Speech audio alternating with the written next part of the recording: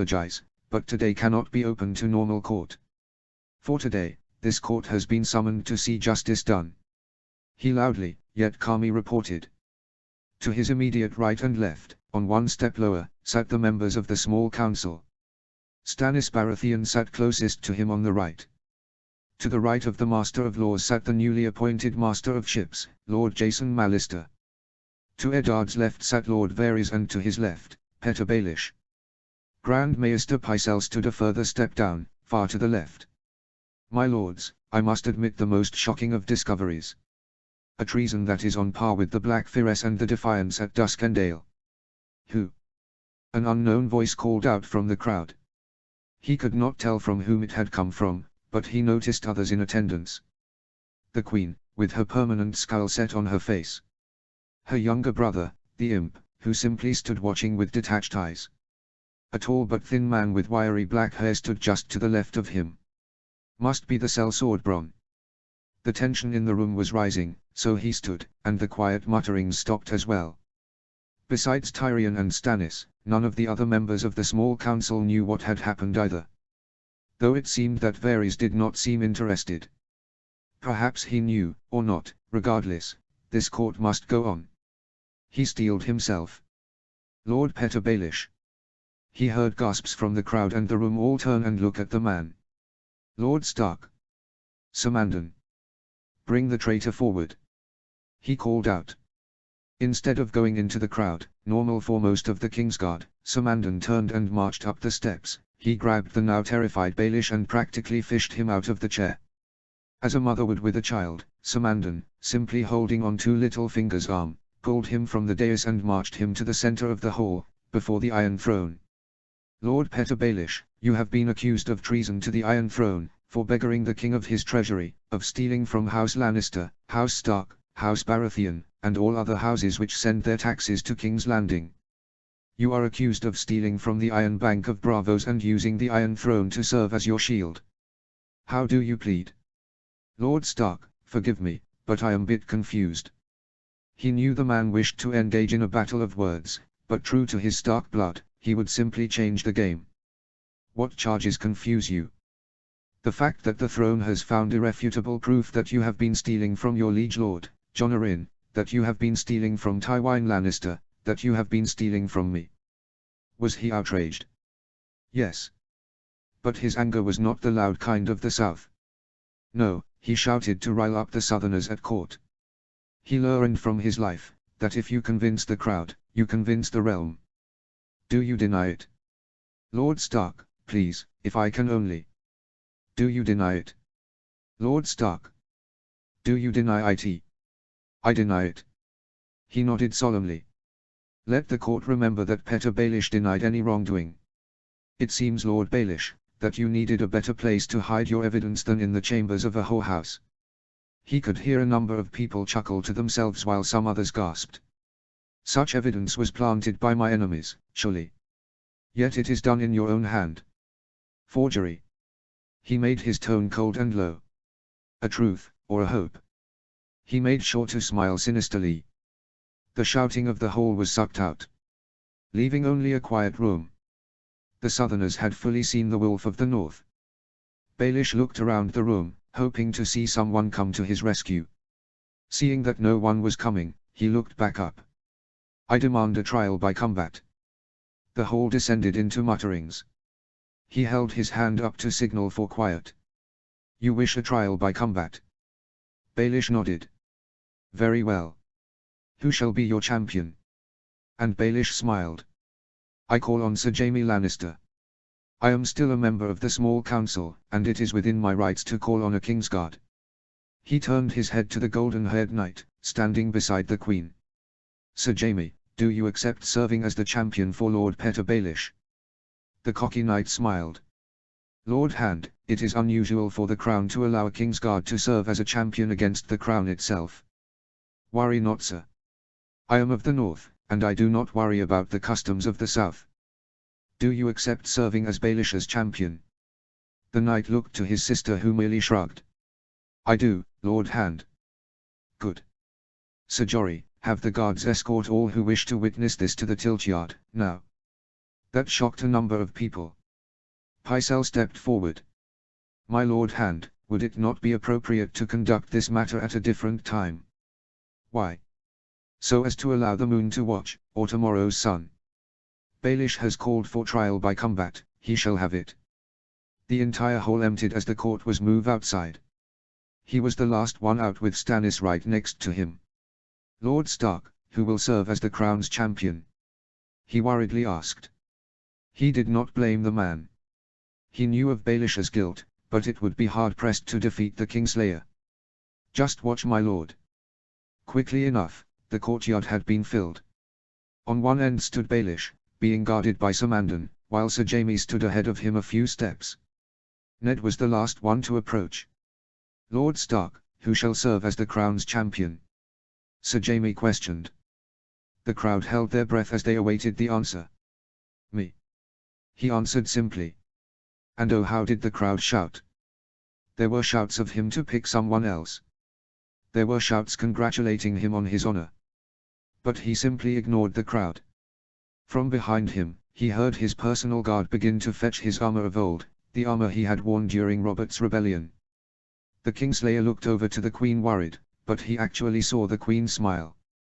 It was difficult not to smile himself. He never openly vaunted his own skill at arms. He allowed his actions to speak. He did not enjoy tourneys. And many present, had never seen him in battle. The Kingslayer had not, Stannis had not. Other than Sir Jorah and some of the older guards, the only other person he realized may have been Lord Jason Mallister himself. His guards began armoring him. 'Twas not the shining plate of southern knights. Oh, it was castle-hardened steel, aye, but it was anything but shining. It was crafted to be as black as night, with only the wolf symbol being a lighter shade of grey. The armor bore scars and nicks. It was an armor that held a story. He sorely missed ice, but he would not risk it in this viper's nest of a city. Thankfully he borrowed the claymore of one of his guards. The Kingslayer was armored in his golden armor, with not a blemish in sight. He was swinging his blade in his wrist. But it was himself that the crowd was focused on. It seems that they too realized they had never seen Eddard Stark in combat. After all, according to stories, he had fought the Sword of the Morning, Sir Arthur Dayne. The two men took some steps forward. Both had their visors still up. "To first blood, Stark. Can you handle that? To yield, first blood, or to death? It is up to you how much you wish to take." The Kingslayer simply laughed. Eddard noticed out of the corners of his eyes, many of the court were putting forth wagers to each other. Grand Maester Pycelle stepped forth. "In the absence of the High Septon, I take it upon myself to begin this trial. May the gods bless he who is innocent." He stepped back, behind the circle of soldiers serving as the boundary before he called out, "Begin." He had not fought the Kingslayer before either, but he certainly would not wait. He had seen the knight in melee. He usually tried to attack first and in a fury of blades, overwhelm or tire out his opponent. He would not allow that. As soon as Pycelle announced the beginning of the trial, Eddard sprinted forth. Evidently this mildly surprised the Kingslayer, but even more so when he hammered the claymore down so hard, that Jaime barely had time to bring his sword to block. So strong was his first attack that he still forced the Kingslayer to almost kneel, the blade near a shoulder pauldron. Sir Jaime spun away before the blade went any further. And so the two warriors went at it. And as much as he hated court life, he was mildly pleased that he had surprised not only the Lion Knight, but also many of the onlookers. He was no mere warrior, he was the quiet wolf, the wolf of the north, and the one he heard after the trident, the wolf of death. Sir Jaime swung his sword fast. Faster than most men could even see the blade. But for every lunge of the Kingslayer, the quiet wolf would simply use his great skill at the claymore to bash the blade aside. Still, he needed to focus, he could not allow his opponent to get the better of him. Finally, he decided to employ an old trick from when he trained with Robert as a boy. Eddard Stark gave up his fierce onslaught. He moved to the defensive. Sir Jaime seized this chance and renewed his attack on the Lord of the North. You see, Robert was a master at the warhammer. And Eddard had lost many a time to him in the array. But he learned that if he could tire his opponent, and feign exhaustion, he could redouble his own efforts. And so he slowly, but in a controlled manner, gave up inch after inch of space. He knew that Sir Jaime was not a completely foolish swordsman, however. So he would lash out, try to go on the offensive, only to be pushed back once more. Nearly there. He allowed his arms to relax. Not so far as to be bashed aside, but enough to allow his muscles to have a moment to relax. He had been pushed back nearly 5 paces, and even the faces on his own men, Sir Jory, Stannis, Mallister, were faces of worry. Not yet, not yet. This is how he had defeated Robert many times over, how he had defeated Sir Barristan the Bold at the Trident, how he had killed Sir Arthur Dayne at the Tower of Joy. Sir Jaime was not a foolish swordsman. But he was an arrogant man. And despite his own training, Eddard could tell that his pride was growing. He bore a shite-eating grin if he had ever seen one. And he noticed that the Queen shared such a grin. Just before they reached the edge of the boundary, he spun away, getting many paces between he and Sir Jaime. It wasn't until then that he realized how tired he had become. Certainly Sir Jaime was a dangerous opponent. But his strategy still held. Sir Jaime only lazily approached him. He made sure to make himself look tired, he drank in deep breaths of air, made sure to rest the point of his blade on the ground. Tired already, mutt. The knight mocked. The Kingslayer had approached to 1 pace away. Now. And how it felt good to unleash the wolf. In the blink of an eye, he swung the claymore with naught but his sword arm and bashed the Kingslayer's blade away. He grabbed the blade with a full grip and went on the offensive, but now, it was the Kingslayer who was actually beginning to tire. I cannot draw this out too much longer. He pushed the Kingslayer back faster than he himself had been. Sir Jaime thrusted his sword high, aiming for his midsection, when Eddard's brain told him to do something foolish. It was foolish. It was oh so foolish. But battles are won on daring and luck after all. The Kingslayer's blade reached the pinnacle of its deadly reach. As he dodged it, he did not allow the Kingsguard to pull back. Using his left hand, Eddard reached out, and literally grabbed the blade with this gauntlet. Perhaps Sir Jaime expected him to move slower, perhaps trying to attack with the claymore using one hand. Eddard, still holding on to the blade, pushed laterally. His plate glove may not have held grip on the metal blade, but the Kingslayer could not pull back if his shoulder itself was being rolled back. The body simply wouldn't allow it. Eddard unceremoniously dropped the claymore and brought his right hand in a great fist. With one great strike, he smashed his fist into the lighter armored lower torso. Quickly he smashed it again right into the Kingslayer's left ear, no doubt making it ring inside the metal helmet. The Kingsguard was only mildly dazed. But it was just what Eddard needed. He stomped his strong foot forward and pushed harder, allowing his gauntlet to slide down the blade, near to the hilt. Using his leverage, he was able to twist the blade out from the Kingslayer's hand.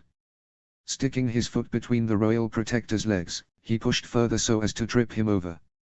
Sir Jaime landed, with the wind pushed out of him. Many warriors would have left to retrieve their own blade, but there was no time. Reaching down, he grabbed the Kingslayer's own dagger from round his belt. He tore off his helm and bore the smaller blade against the golden-haired man's neck. The tiltyard was as silent as a barrow. "Do you yield?" he asked, his most menacing tone. The Lannister looked red with fury. What happened to the supposed honor of the Quiet Wolf? It hides neath the battle fury of the Quiet Wolf. He calmly responded. But he pushed the dagger even tighter against the knight's neck. "Do you yield?" I yield." He had tried to resist but gave up. Eddard stood up and reclaimed the claymore. The tiltyard was still as silent as the wastes of old Valyria. He looked over to Pycelle, whose old jaw had dropped and seemed to have difficulty speaking. "Grand Maester, do your duty," he strictly reprimanded. With a great amount of stuttering and whispers of shock, the old man came forth to the tiltyard. "The gods have granted favor to Eddard Stark of Winterfell, Hand of the King." Still, the area was silent, till Stannis stood and slowly clapped, his own mouth open. Jason soon followed. Only moments later, the entire court was loudly applauding him. He returned to his side with Sir Jory as the Queen turned and left. Sir Jaime was being helped up by his brother of the Kingsguard, Sir Boros Blount. And now Petter looked absolutely petrified. And Tyrion, well, he looked relieved. Wonder why? After the plates of his armor were stripped, he turned to the crowd. This day is not over. We return to the Great Hall now. The entire court, now fully invested in today's subject, eagerly allowed themselves to be escorted back inside the Red Keep proper. After a handful of minutes, Eddard Stark found himself sat back upon the Iron Throne once more. Before him, the court of Robert Baratheon watched with renewed interest. Littlefinger stood before the throne. Lord Baelish, you had called for a trial by combat to decide your innocence. It seems the gods have indeed decided. My lord. You have been found guilty of treason against the Iron Throne and of robbing the houses Lannister, Baratheon, Stark, Tully, Arryn, Martell, and Tyrell. There is usually only one sentence for this. Littlefinger gulped. And yet, there is evidence that this slippery behavior goes back years, even when you were naught but a little lordling in the Vale and the Riverlands. And so I shall give you a fate worse than death. The mutterings of the crowd grew. I, Eddard, of the House Stark, Lord of Winterfell and Warden of the North, do, as Hand of the King declare, that you, Petter Baelish, are hereby attainted of all titles and positions. You are hereby stripped of your small council seat. You are hereby stripped of the title of Lord of the Fingers. You are hereby stripped of all wealth and status that you possess. With every word, the man became more pale. But the worst was yet to come. Eddard knew that he had stolen money to grow rich. To grow his influence. He would simply make it, so he held none. Any and all debts that are owed to you or to your formerly held titles are hereby abolished. You are hereby exiled from the 7 kingdoms of Westeros. You shall be escorted to the docks for a ship for Essos. Should you step foot back in Westeros again, your life is forfeit. Should you attempt to contact any lord, knight, or small folk of Westeros, either by raven or message, your life shall be forfeit. Should you seek to call in debts that have been abolished, your life shall be forfeit. And let it be known that any lord, knight, or small folk who seeks to assist Petter Baelish in any way, shape or form, shall be considered an accomplice to his crimes and will be dealt with accordingly. Not only had Littlefinger blanched, but many in the room had done so as well. This, I proclaim in the name of Robert, of the House Baratheon, the first of his name, King of the Andals, the Rhoynar, and the First Men, Lord of the 7 Kingdoms, and Protector of the Realm. Oh, how he would remember the sweet feeling of seeing all the faces of the whole, of awe inspired to fear. It was oh so sweet. A quiet one perhaps, but he was a wolf, none the less. Petter Baelish. Oh, how he should have been better prepared. He, like many, thought the icy Lord of the North was too cold for courtly games, as he learned to his disaster. The boat was uncomfortable, he did not agree with sea travel, and he had lost all of his wealth. But he had heard of a particular rumor in Essos. Of a pretender king under the guardianship of the old Griff of Griffin's Roost. Perhaps I can offer my services to this pretender. He thought. He had fallen from the ladder, but he would simply climb again. Notes. Asterisk, and the quiet wolf shows his fangs. I hope you all enjoyed this chapter, along with the previous one. Let me know how you liked this one. Chapter 22, The End of the Beginning. Notes. Asterisk, yawl. Calm down. Please read. See the end of the chapter for more notes. Chapter text. 299 AC. Petter Baelish. Those idiots in King's Landing had given him a second chance at life, one that he would not waste. His vessel had made landfall at the free city of Pentos. The captain of the vessel, Vern, having evidently been commissioned by the Iron Throne, unceremoniously dumped him at the docks and barred him from reboarding. Fools, they'll all soon see. Having only the clothes on his back, he elected to find himself a whorehouse to lay low for a while. He'd have to find a way into the good graces of the Magisters. Bounding up the street, he took in all the scents. The smells of street foods and other such delectable treats made him stop for a moment and think about all that he had lost. Oh, when the chance arrived, he would make the lords of Westeros bow before him. All of a sudden, something grabbed on the back of his tunic and pulled him back into a dark alleyway. He was being dragged, he tried to use his hands to grab the mystery arm, but it just made him flay about like a dying fish. He could hear the steady breathing of the man who had grabbed him. He was not exerting any effort at all. He was dragged into a dark room somewhere and thrown into a chair. It was dark all around him and it took his eyes a moment to adjust to the room, from the brightness of the outside. After some moments, he stopped squinting and was able to fully open his eyes. He was alone, with only one other figure. The person was garbed, not in conspicuous clothing of any kind, but simple traveling leather, as any child of Essos might wear. But in the person's hands, was a wicked-looking blade. "You are awake, yes?" He struggled to find his voice. "My good man, I am sure this is just one big misunderstanding." The man chuckled and waved a single finger around. "No, no, no.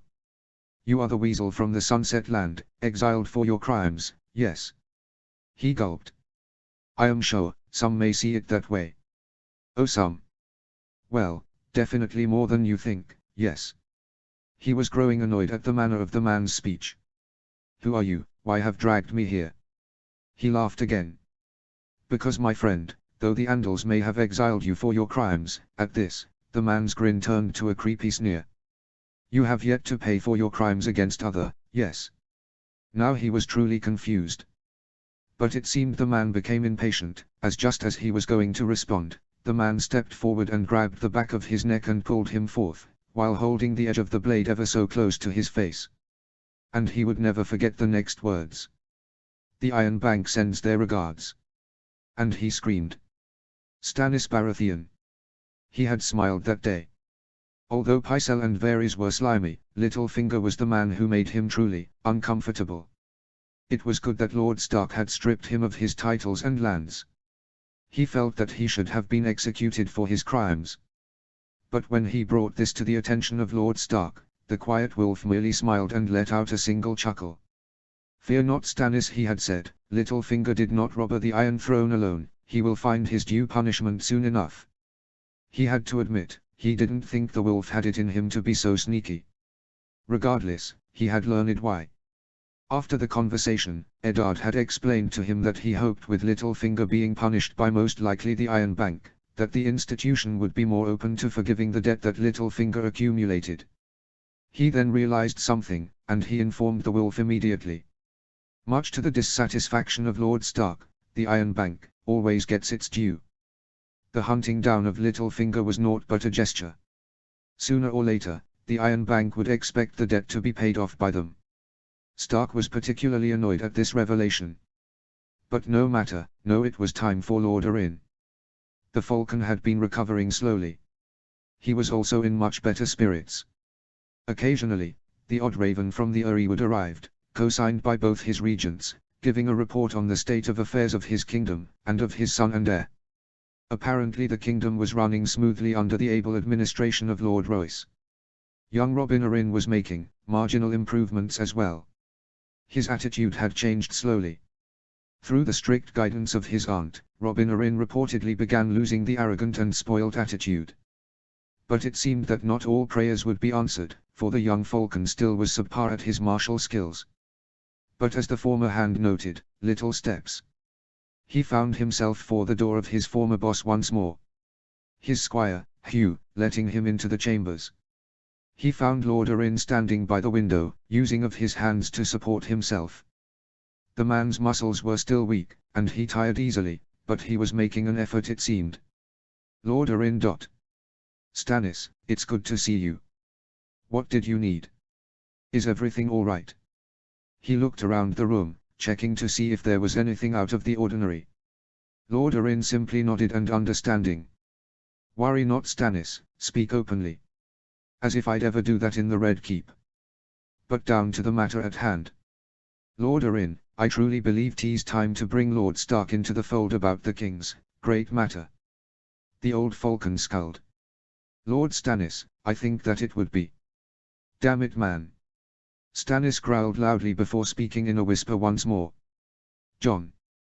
For the love of the gods. It is time. We must inform him. Not only is he the hand, but he was also able to limit Lannister influence in the capital even before he arrived, and if what you tell me is true, he may be the only man capable to controlling Robert's anger should he find out. The old falcon sighed and took a seat on his bed. Ah, perhaps you are right, friend. For much of my life, I was blessed with 2 sons that were neither mine. But alas, you are correct. Before we do anything, however, do we know who may still oppose us in the Red Keep? In the capital. The 2 men quietly thought to themselves. Pycelle is a Lannister dog, I have no doubt about that. As for any others, only Varys may oppose us. I would be wary of Varys, of course. But you are right about Pycelle. My advice. Any ravens that you must send, be with him every moment of the exchange of letters, to when he attaches it to the raven to fly. That is good advice indeed. I will also have Sir Davos' 2 eldest watch the rookery at all times to ensure he does not read messages, not meant for his eyes. Good, very good. The last group we'll need to worry about are the Kingsguard. I had thought of that. Sir Barristan, Sir Aris, and Sir Preston joined his grace on his progress to Storm's End. That leaves Sir Jaime, Sir Boros, Sir Meryn, and Sir Mandon. The only one that I would even begin to trust is Sir Mandon. The other 3 are very deep in the Queen's pockets. Or the Queen herself. He mirthlessly japed. Yes, well, regardless, we are still outnumbered. Sir Meryn and Sir Boros are both a disgrace to the White Cloak and can be dispatched of easily. 'Tis the blade of Sir Jaime that I truly fear. After all, he will not make the same mistake twice should he cross blades with Ned. And then he had a thought. It wasn't an honorable thought. But it was a way that the Kingslayer could be dispatched of easily. He won't like it, but frankly I don't care. There is one possibility in regard to Sir Jaime. Oh. Though Lord Stark only brought mostly footmen with him, as well as those elite rangers of his. But, it was fortunate that I had Sir Davos send for a great number of my own household guard. What are you saying, Stannis? Many of the men sent, are crossbowmen. He let the statement hang in the air. Unlike longbows, crossbows were much slower to reload. But the bigger crossbows packed quite the strength to them. Perhaps one may be lucky to find a weak spot in a knight's armor. But an entire volley. 2 entire volleys. On a single man. Even the greatest knight cannot deflect nor withstand so much. It is risky. Not as much as facing the blade of the Kingslayer. Jon Arryn nodded. I relent to you that point, very well. Shall I send for Lord Stark? Let's get this over with. And have Sir Davos' sons watch Pycelle and Varys while we are meeting. You know Varys need not listen personally to know about the affairs that others speak of. Yes, but at the very least, we'll know whether or not he is told from one of his little birds. I shall be back soon. Have a strong guard stay until then. Jon Arryn. This was the moment. Stannis had just escorted Ned back to his room. There was only one way in or out of the room. And it was covered with a total of 12 of the most loyal men of the 3 lords. Ned, welcome. Jon. Stannis told me there was a matter of great importance. Can this not be done in the Hand's Tower? I swear, Jon, how you haven't become exhausted before this moment is beyond me. Ned. He calmly got his former pupil's attention. I am afraid that Stannis is right. What we must tell you, is no doubt one of the greatest secrets since the Aegon landed at the Blackwater. Ned sobered up immediately. What is it? Neither he nor Stannis spoke first. It felt almost taboo by simply speaking about it. So instead, he turned and grabbed the book that he had kept safe in his chambers since he fell so many months ago. He found the right chapter and opened it. Read. What is this? The lineages and histories of the great houses of the 7 kingdoms. He plainly responded. Why did you give this to me? Read it. Stannis said more forcefully. Ned eyed the man before lowering his eyes to the dense book. Lord Oris Baratheon, black of hair. Axel Baratheon, black of hair. Lenal Baratheon, black of hair. Steffon Baratheon, black of hair. Robert Baratheon, black of hair. Ned looked up before continuing. Joffrey Baratheon, golden head. His former ward put down the book and the trio stood in silence for a moment. Ned made the first comment. Does this mean what I think it means?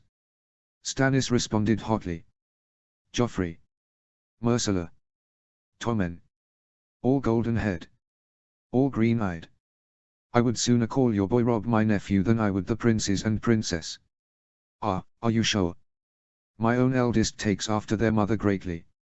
Yet, you can still see some of yourself in him. Tell me, you have been here for some months now, look at me and tell me that there is even an ounce of Robert in any of them. But Robert, surely he jumped in finally. Ned. Robert is not the man who you grew up with. He is drunk most of the time. He can barely remember things anymore. And Joffrey's behavior is becoming more and more understandable. Ned wasn't stupid.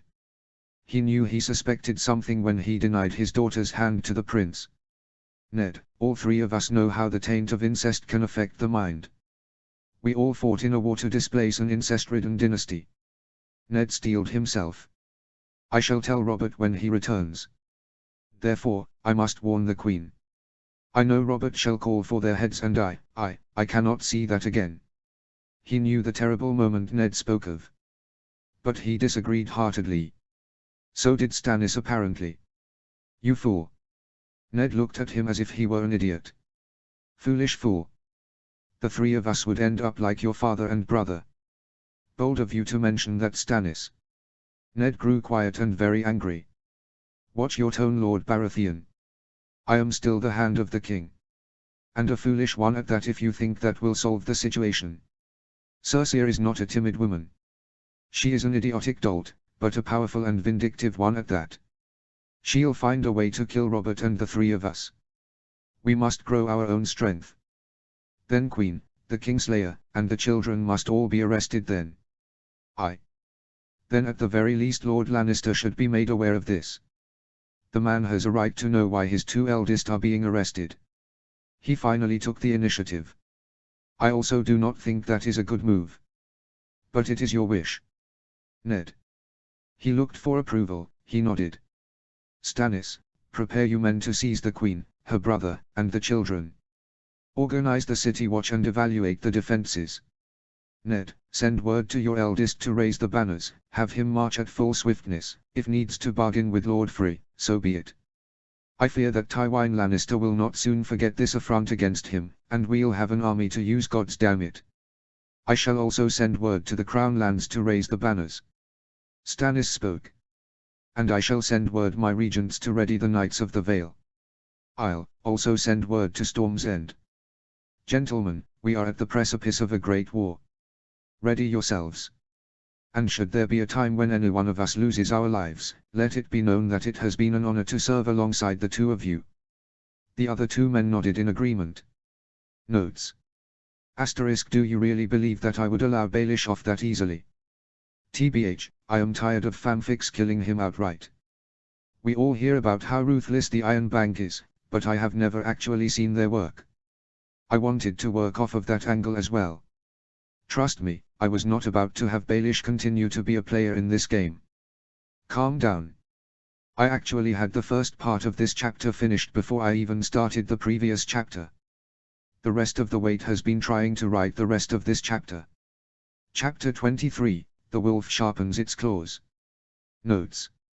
Asterisk, so, as mentioned in the previous chapter, I had always planned for Littlefinger's demise. I had two reasons for doing it the way that I did. 1. I like to keep my readers guessing. Some things may be obvious, while others, I try to keep a little mystery. 2. I wanted to tackle Littlefinger from the perspective of the Iron Bank, something we hear about a lot, but never actually witness. See the end of the chapter for more notes. Chapter text. Robb Stark. Acting Lord of Winterfell and Acting Warden and Lord Paramount of the North. My son, matters have developed very quickly here in the capital. I am safe, for now. But the matter at hand, cannot wait. The succession of the Baratheon dynasty is not as secure as once thought. Crown Prince Joffrey, Princess Myrcella, and Prince Tommen are no true royalty, nor Baratheons either. The children are all the product of treasonous incest between Queen Cersei and her brother, Sir Jaime Lannister. Lord Arryn is contacting your mother and Lord Royce already. Lord Stannis Baratheon is readying the forces of the Crown Lands. We still have yet to hear back from Storm's End, though 'tis only a matter of time. It saddens me to say this, but I must now speak to you, not as your father, but as the hand of the king, issuing a direct command. Robb Stark, you are hereby ordered to call the banners of the north. You are to march south with as many men as you can rapidly raise. Leave at least 5,000 in the north to keep order. I leave it to your discretion to whom this honor of command is given. You are hereby ordered to march south to Riverrun, where the fury of Tywin Lannister will no doubt be felt the strongest. The forces of the Vale, the Crown Lands, and the Stormlands shall reinforce the capital, so do not worry about your southern flank. To accomplish this, you must quickly gain passage over the twins under House Free. Do not trust them. But you may be required to trade with them. Trade anything necessary to reach Riverrun. Bring Edwyle along with you, leave Bran under Lewyn and Roderick, he must be the Stark in Winterfell. My blessings are with you. The lone wolf dies, but the pack survives. Eddard Stark, Lord of Winterfell, Warden and Lord Paramount of the North, Hand of the King. 299 AC. Robb Stark. His mind still reeled from the raven he had just read. Lewyn was still standing in front of him, completely ignorant of the change in matters of state. He needed to organize himself, to ensure he would be strong enough to handle this. He reached down to gruffly pet the left ear of Grey Wind. Lewyn. Robb. Call Sir Roderick, Edwyle, and Bran. Also call Captain Mollin for attendance and Veon Poole. He ordered as calmly as possible. Sir Roderick had only gotten back to Winterfell some nights prior. He had informed Robb that his sister Sansa had settled into Starfall nicely for he caught the first ship back for White Harbor. My lord. The Maester questioned, confused. Do it now. He shouted, but not out of anger, out of urgency. Bran and Rickon. Might as well fetch them too, though I doubt Rickon will understand what is being discussed. Shall I also fetch your lady wife? No, I'll go and get her. He stood and followed Lewyn out of the study, but whereas Lewyn turned right, he turned left to reach his private chambers. Knocking on the door, he entered and stopped for a moment. Daisy, or simply Dace as he has begun to call her, was sitting in a chair, holding young Samsin from under each of his armpits.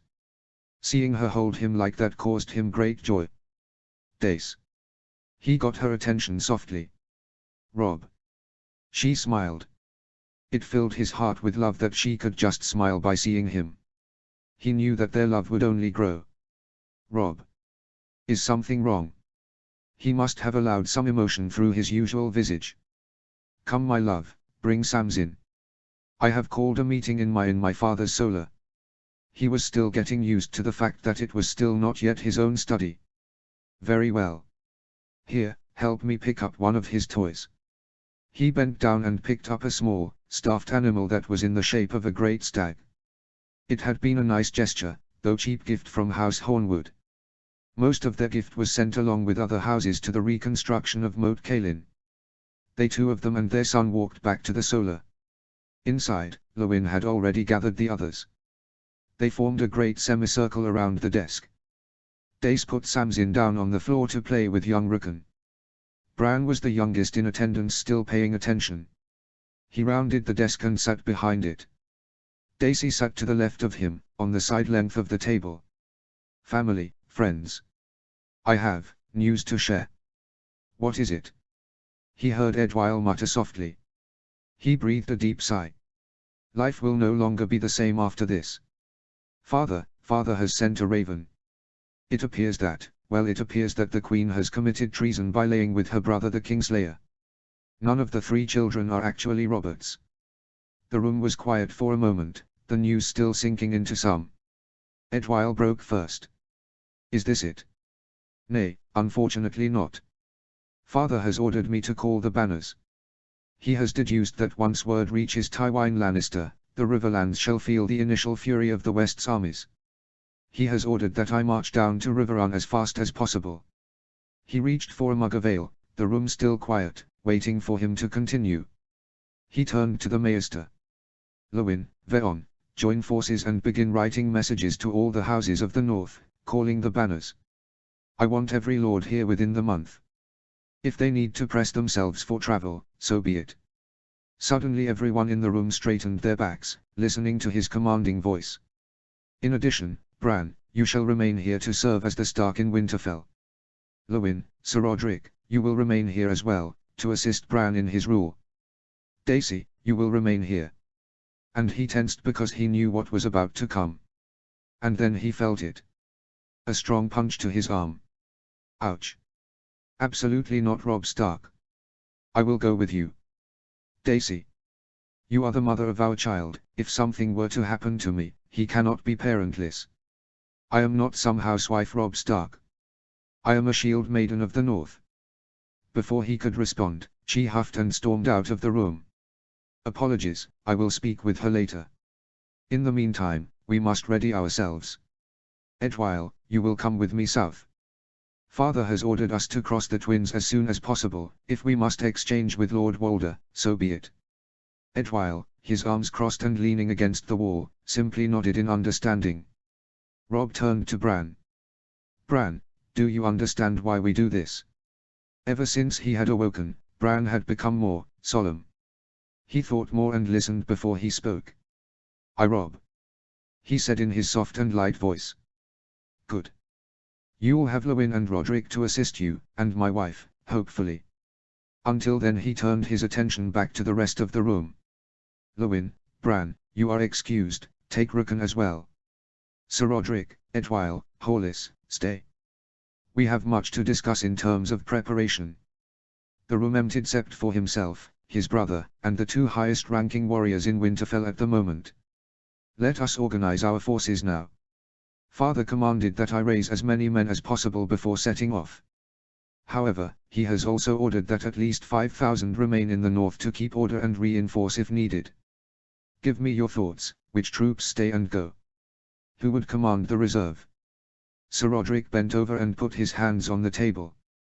We'll have a better understanding when all the lords arrive, but Houses Umber, Karstark, and Bolton would definitely join the march south. Agreed. Edwyle nodded. In addition to Houses Glover, House Locke, and House Flint will also need to join us. Give me your thoughts. I had originally intended to give command of the reserve to Sir Helman Tallheart. He is close to Winterfell and can easily stay in the castle during our absence. Both Roderick and Edwyle grimaced at this. I would not advise this, Robb. Why not? For one, House Tallheart is only a masterly house. As much as the North is different to the customs of the South, there would still be a number of those who would chafe being put under the supervision of a mere master of a house. Then who instead? I know not yet. But I would advise either Lord Harleys or Darren Hornwood. The house is near extinction, and they are of good stock and would be relatively safe. Lord Gregor Forrester would be another good option. That would mean we would leave House Reed, House Forrester, House Hornwood, and the mountain clans in the north. How many men is that? He turned to Sir Roderick, who in turn looked at his notes. Roughly 3,000, my lord. Not enough. If we leave House Whitehill and House Dustin, that should raise the number to 4,000. Who else? That might be enough. We could leave some of the host of House Stark here as well. You know as well as I do that besides the 1,000-strong Winterfell honor guard, House Stark can still raise thousands more from our own domain. Leave a couple thousand here. This way, House Stark will still have the greatest number of troops total in the north, to discourage any thoughts of subversion from our vassals. Edwyle commented. That is not a bad idea actually. With Houses Umber, Karstark, Bolton, Marndale, Locke, and Flint of Widow's Watch, the number of the host would be roughly 17,000 strong.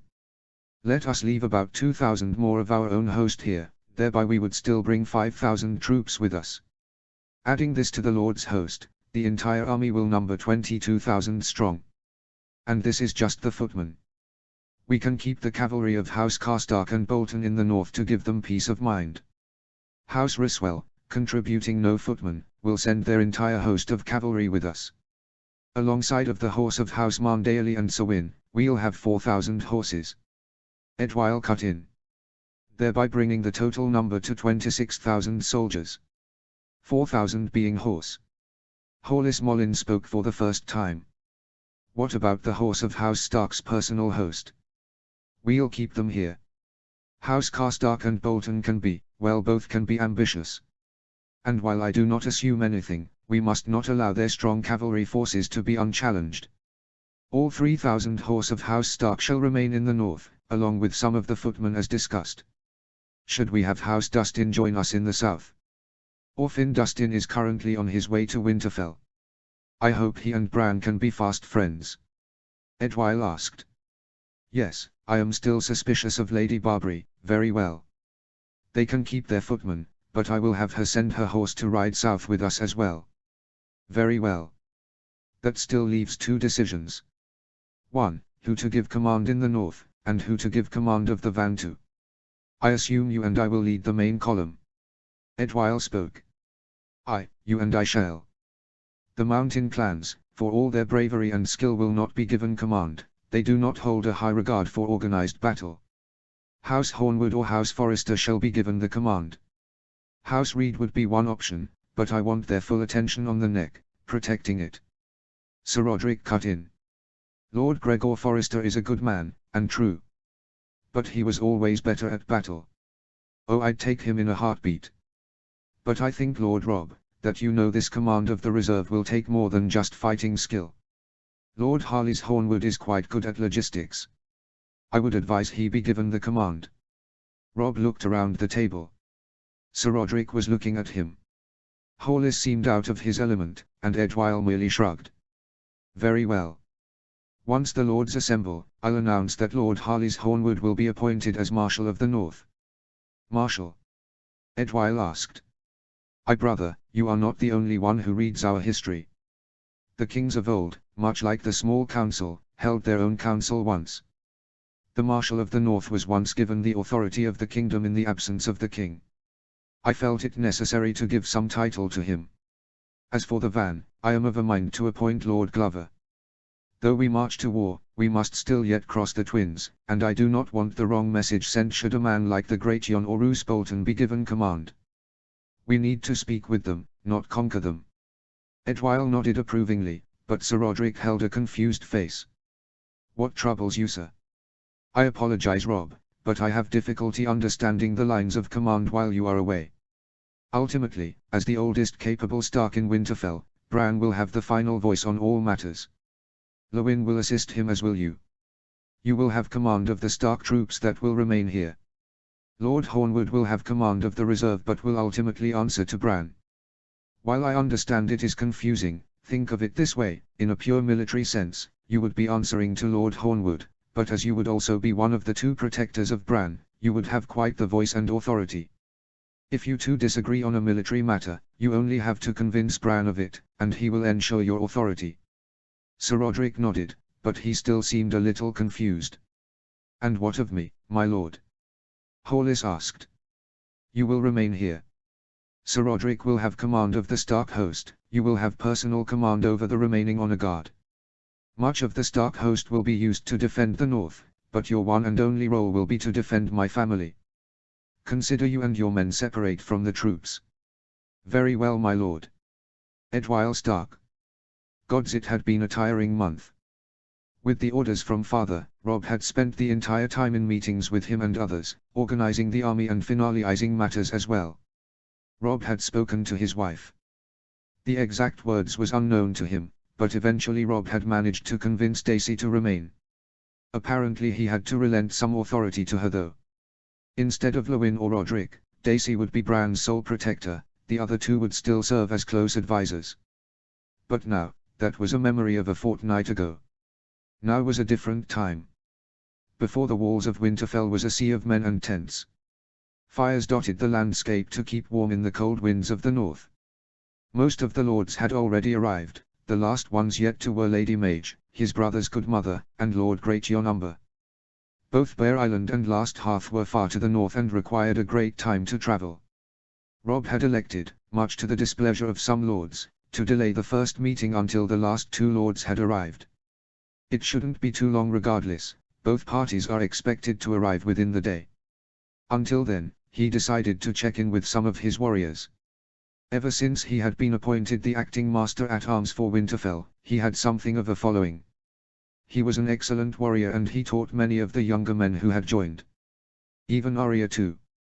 Gods, Arya. When she had found out about the matter, Robb nearly had to go to the Maester after the blows inflicted by Arya were done. She had shouted and wailed and screamed. Not for them to stay, of course. No, she wanted to come with them. It was after that denial by Robb that she exploded into a fit of anger. Edwyle was never one to discount someone merely based on whether or not they had a cock or not. Arya was quite good with smaller blades, he had found out. But battle, war, that was a different matter entirely. It was difficult to explain to her. She needed to stay not because she was girl, but because of her age, and her attitude. He'd admit that he was excited somewhat for the future. Perhaps he would make history for him and his cadet branch. Yet after his and Robb's brush with death when they were younger, he had a much more matured view of fighting. Arya, for all her enthusiasm, would more than likely make things worse for them. Her youthful vigor would have her charge forth into an enemy, not realizing it might be a trap. He and Robb had always been amused by her antics and approved of her wishes. But after over an hour of Arya's bellyaching, he had seen Robb do something he had never seen. Robb had shouted at Arya.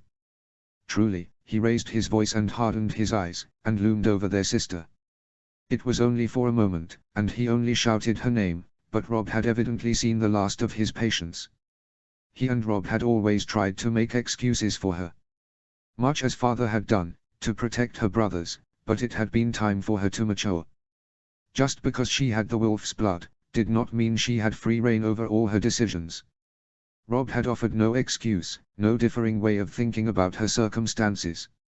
He had steadily, yet forcefully explained that Arya would remain in Winterfell, or she would scrape all the dirt off the walls of Winterfell, on the outside, in the middle of winter no less. Arya had pouted, but the message had gotten through. In many ways, unseen till now, Arya was always spoilt. Perhaps not in the same way of Sansa, but in her own way. She was granted years of doing things her own way, and Robb finally had to open her to the true ways of the world. She may not like it, and it may not be fair, but eventually she'd need to marry to create alliances. It was disheartening to see her deflate, but it was better now, than later. Arya Stark was one of only 2 daughters of a powerful and influential Lord Paramount. To be candid, her fate was never going to be in her own hands. Cruel, aye, but the truth. She was simply too important to be left to her own devices. Riders. His attention was grabbed at the shouting of the guards atop the gate. Scrambling up the walls, he gazed hard, and looked through a mirish far eye. The party held the banners of a chained giant and bear. It seems the Umbers and Mormonts travelled together. The party of about 24 thundered into the courtyard. Robb had already been called and he himself was just next to him. The tallest man in miles got off his horse and bowed before Robb. "Me lord." "I, Jon of House Umber, answer the call to Winterfell. This here's me own wee lad. Jon." The tall and boisterous man swung his arm round the neck of another quite tall man, who merely groaned at the action. The man expertly parted himself from his father's arms to introduce himself. "Lord Robb, Lord Edwyle. I am Jon Umber. You can call me the Small Jon to ease any confusion. My lords of Umber, it is a pleasure to meet you. Robb. Robb. Where's Daisy? Where's my grandbaby?" Edwyle heard the Small Jon mutter amusingly under his breath. "Lady Mormont." Robb gave his best smile. "Always a pleasure." She waved him off. "Ah, yes, yes. You as well, Goodson. Now. Where is my baby?" Robb gestured for her to follow. He himself escorted the Umbers to their chambers for the duration of the stay. He led them through the halls and passageways of the keep. "My lords. My brother shall hold our council of war this evening, during the feast. Please let a servant know if you need anything." "Thank you, me lord." Edwyle turned, and with his mind still running, decided to let out some frustration in the tiltyard. It had been some hours since the last party arrived. Lady Mormont had been playing with his nephew for the entire time, showing a softer side than even he had expected. But now, many of the lords of the north filed into the great hall of the central keep. There were many tables filled with some of the more minor lords and senior, non-noble warriors and other individuals. Other tables held many of the heirs to the lordships. But the hall was rearranged so that many of the front tables were pushed together so as to accommodate many of the lords at a single table. His brother Rob sat at the head of the table. Grey Wind was sitting lazily to his left. Just to the right of Rob, he found himself sat on the other side. Directly opposite of him, was their younger brother Bran. Even though he would not be joining them on the march south, Rob thought it best to have him there anyway, to get him used to these events. Next to him and Bran were some of the most influential and powerful lords of the north. Directly to his right sat none other than Rickard Karstark. Bran had the misfortune of sitting right next to Roose Bolton. Thankfully the pallid and pale man seemed more interested in the other lords around the table. At the very end, completely opposite of Rob, sat the Great Jon. His brother called out, "My lords! My lords!" The whole silenced. "My lords, the banners of the north have been called. My father has ordered the might of the north to march down and reinforce the river lords. Why should we risk me and mine for those fish?" Lord Karstark shouted out. Edwyle turned his entire body to face the long-bearded man. He said nothing but affixed an unblinking gaze on the old man. His face was neither angered nor annoyed, but he kept it flat. His father had taught he and Rob about the Stark eyes. Rob in turn decided to speak on their behalf. "Those fish as you call them, are my mother's family." Rob spoke slowly. "Watch your words, Lord Karstark." The old man, old enough not to be intimidated by Edwyle's own stare, was suitably rebuked and simmered down. "Apologies, me lord. We must also keep a sizable force in the north, to keep order and reinforce us should it be necessary." He turned to Lord Hornwood. "Lord Hornwood, you are of a proud and ancient house. I would leave you, and your son, and have you take up this command. You'd be based here in Winterfell until the end of this campaign." Lord Hornwood looked like he was caught between a rock and, well, another rock. On one hand, this could be interpreted by the Lord that Rob had no confidence in him, but on the other, it would be a high honor if it was meant truly. He turned back to Rob with his decision. "You honor me, me lord. I humbly accept." "Good. I know the north will be safe in your hands. Let it be known now that I grant you the title of Marshal of the North." Immediately after he finished, the mutterings of the table grew louder. Rob simply held his hand high to call for silence. "Calm yourselves, my lords. This will only be a temporary post. After this debacle in the south, the title shall revert back to House Stark. I only need a strong, centralized leadership here, behind us." Rob turned and addressed the rest of the table again. "I shall march south alongside my brother, Edwyle. Lords Karstark, Bolton, Roosewell, along with the majority of our other forces including those of Lady Mormont, shall march with me and Edwyle. Lord Galbart Glover shall lead the van consisting of forces from House Glover, as well as House Dustin and Locke. For 30 years I've been making corpses out of men, boy. I'm the man you want leading the vanguard." "Lord Umber," the Great Jon shouted out from the other side of the table. The talk from other tables continued uninterrupted, but the main table had fallen quiet. Rob calmly responded. "Galbart Glover will lead the van. The bloody wall will melt before an Umber marches behind a Glover. I will lead the van. Or I will take my men and march them home." Edwyle could see Rob strengthen his eyes. The lords on either side looked back and forth between the two. Lady Mormont kept her eyes on her godson. "You are welcome to do so, Lord Umber." Rob held an icy tone to his voice. He stood, and put his hands on the table, looking the Great Jon directly into the eyes. "And when I am done with the Lannisters, I will march back north, root you out of your keep, and hang you for an oath-breaker." The Great Jon employed a great skull. "Oath-breaker is it?" He slapped a chalice off the table and stood from his stool. The rest of the hall fell silent. "I'll not sit here and swallow insults from a boy so green he pisses grass." Edwyle stood and reached for his pommel. Unfortunately, not as fast as the Great Jon did. But before anyone else could do anything, a blur of grey flashed across the table. In the blink of an eye, Grey Wind had leapt atop the table and pounced on the Great Jon. The tall Umber was on the ground screaming as Grey Wind slowly backed up, his nose and mouth colored red. Edwyle turned and noticed that Robb had not reacted in any way. "My lord father taught me that is was death to bear steel against your liege lord." "Doubtless, the Great Jon only meant to cut my meat for me." The Great Jon kicked his stool away from himself. "Your meat," he looked around and saw he was outnumbered. "Is bloody tough," he commented, amusingly, still clutching his blooded hand. The Great Jon then let out a hearty laugh, followed by some other lords who joined in from the uncomfortable silence. Soon the entire hall was laughing. He turned and looked at Robb. He met his eyes. And they both knew their own laughs were as fake as they come. Notes. * Bear with me.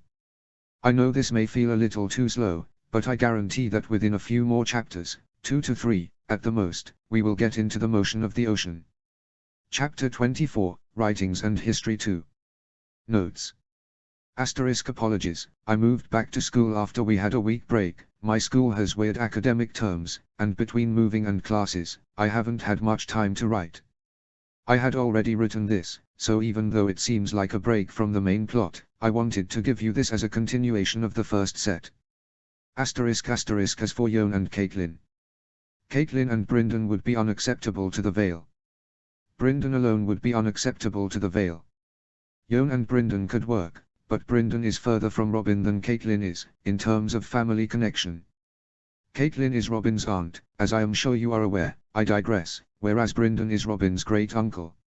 In addition, in these medieval societies, with the strong, masculine presence of Jon Royce, Catelyn could counter that with some motherly attention that the young Robin would still need at this point in his life. Jon Arryn no doubt feels for his young son, seeing as he just lost his mother. Lady Catelyn he hopes can fill that void. Fear not, I am about halfway through the next story chapter and I hope to be done with it by this coming Monday, but no promises due to homework and classes. See the end of the chapter for more notes. Chapter text. Excerpts from Kings in the North, a study of kings and their lands. Maester Torgon, published 1 year before Aegon's conquest. Contrary to the thoughts of those south of the Neck, the King in the North was not always the title held by the Starks of Winterfell. During the Age of Heroes, the North held many different kingdoms. House Bolton ruled as the Red Kings, House Blackwood ruled as the Kings of the Wood, House Ryder ruled as the Kings of the Rills. These are but to name a few. House Stark was not unique in this aspect, ruling as the Kings of Winter, named thusly from their ancestral seat of Winterfell. A distinctively different title than the one held in the future. During the Age of Heroes, House Stark consolidated their holdings and enacted brutal campaigns of conquest. The earliest records from the Library of Winterfell tell the tale of Edric II Stark, and how he amassed his host and conquered the Wolfswood and pushed House Blackwood from the north. Edric II would pass on this campaign however, and his grandnephew and heir would succeed as Eddarion I Stark. I digress. According to all the available evidence, it was not until House Stark conquered the north, or a majority portion at least, did they use the title, Kings in the North. Errol III Stark is the earliest recorded king in the North, although he is certainly not the first one, as the times of him and other events would make this extremely unlikely. Unfortunately, much of the history has been lost and any previous kings have been lost to history. Understand, dear reader, that the mythic and legendary Stark, Bran the Builder, was not actually the king in the North, but rather, serving as the first king of winter. Confusing, yes, but an important difference. Excerpt from Chapter 2, Kings of the North. The kings in the north of House Stark did not rule their vast kingdom alone. There are viable records that indicate that very early on, the kings established a council of sorts to assist them in their rule. There is no known established name for this body, as many records name it different titles. The Council of the North, the Northern Council, the Winter Council, or simply the Council are all known titles to refer to the same body. This body has no set number of persons, and the total number and duties has evolved over thousands of years. The head of the council is of course the king in the north. The presence of a royal officer called a justiciar is also mentioned. This justiciar has been described as the right hand of the king, though the extent of their duties is not fully known, as the title seemed to have fallen out of use many centuries ago. The position of justiciar seems to have been replaced by the currently used title of steward. The next officer is called the Marshal. This is a title that seems to have survived since its inception. The Marshal of the North was historically entrusted only with the duty of holding the kingdom during the absence of the king. Though in recent centuries, many kings have granted them the duty of marshalling the royal armies of the North. A position called the Chamberlain seems to have seen some use but became rare to non-existent in records 2 centuries ago. One can surmise that the position has fallen into abeyance. One of the greatest and most important positions was the treasurer. Historical analysis indicates that there was a former title used in the Old Tongue, however this too has since been lost to history. 2 more positions are to be noted. The King's Depute and the Advocate of the Seas. The Advocate of the Seas appears to be the direct translation from the ancient Old Tongue, though the title currently used by His Grace Torren 9 Stark is simply the High Admiral. The King's Depute is a unique position in relation to the others. While the other officers seem to have logical and understandable roles, the King's Depute, also known as simply the Lord Depute, has a number of duties. It seems to be a combination of serving as the King's personal attendant as well as serving as his head of household. Though more realistically, perhaps this is simply a pretty title to hide a spymaster of sorts. The last and most well recorded is the position of Chancellor of the North. The Chancellor of the North was not responsible for holding the North, as was the duty of the Marshal, but rather, ensuring the peace and justice of the kingdom. Serving as the highest law official and advising the kings on legal matters. Excerpts from Chapter 3, King and Council. And the Council of Walton 4 Stark Thusby, John Oscar Stark, Steward of the North. Benjamin Riswell, Marshal of the North. Doran Greystock, Treasurer of the North. Walder Towers, Master of the Chambers.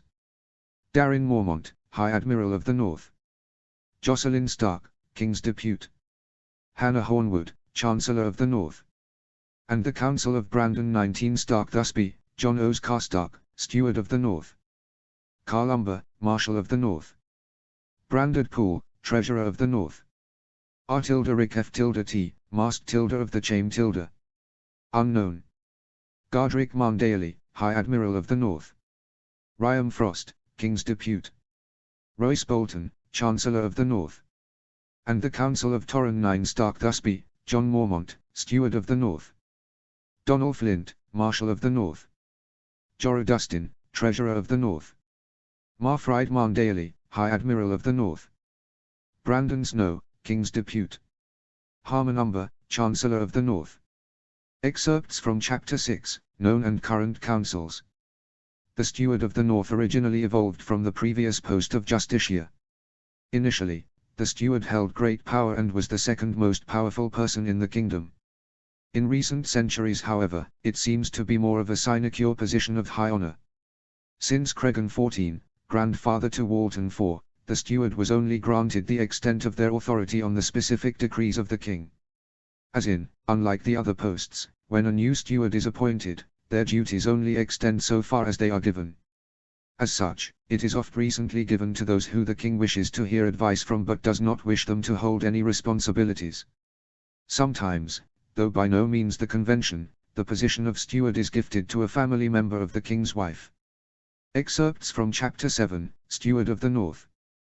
Though this issue was no longer truly a problem.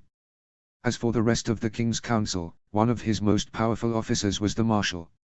For many of the past centuries, the Marshal has been given the responsibility of readying the armies of the North. This includes ensuring the troops have the equipment they need, to their pay, and all administrative aspects. Importantly, it shall be noted that the Marshal of the North is unlike the Marshal of the Reach. While the Marshal in the South is responsible for leading the troops raised, the Marshal in the snowy North is not entitled to lead the amassed troops.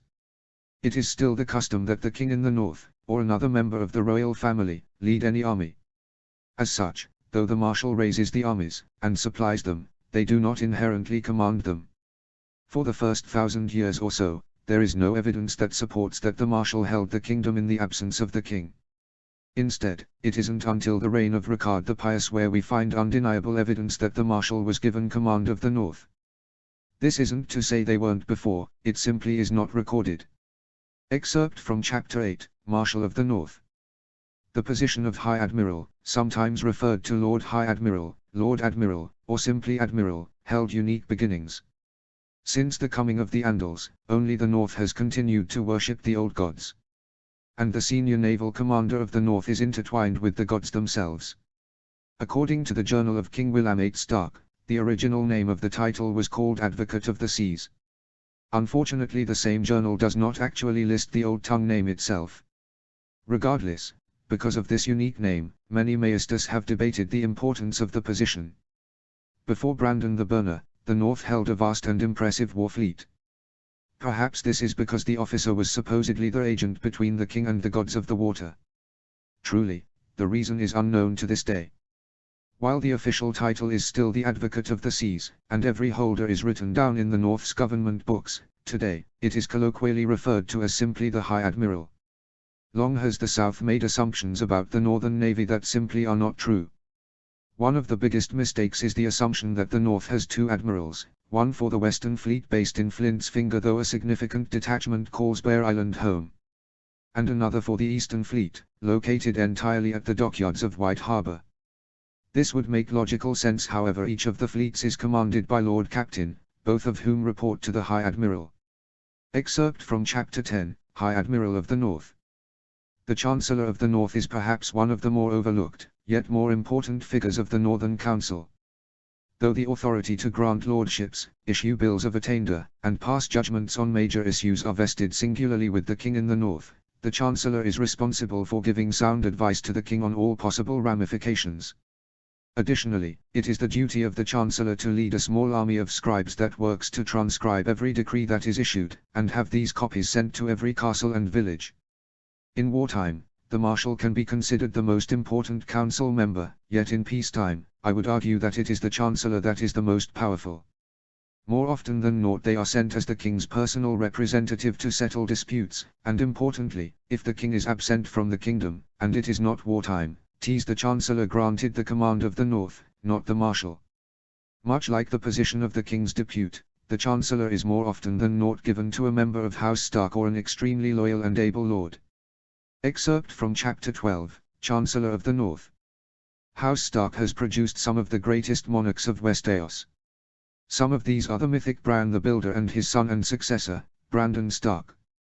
Others are Theon the Hungry Wolf and Bran the Burner. One of my colleagues from the North, Maester Hotar, is beginning a great work that he hopes to publish in his lifetime. I digress. He postulates that for just as many great rulers of House Stark, there were bad ones as well. Maester Hotar has discussed his theory that perhaps Edric II Stark is amongst the worst Stark kings.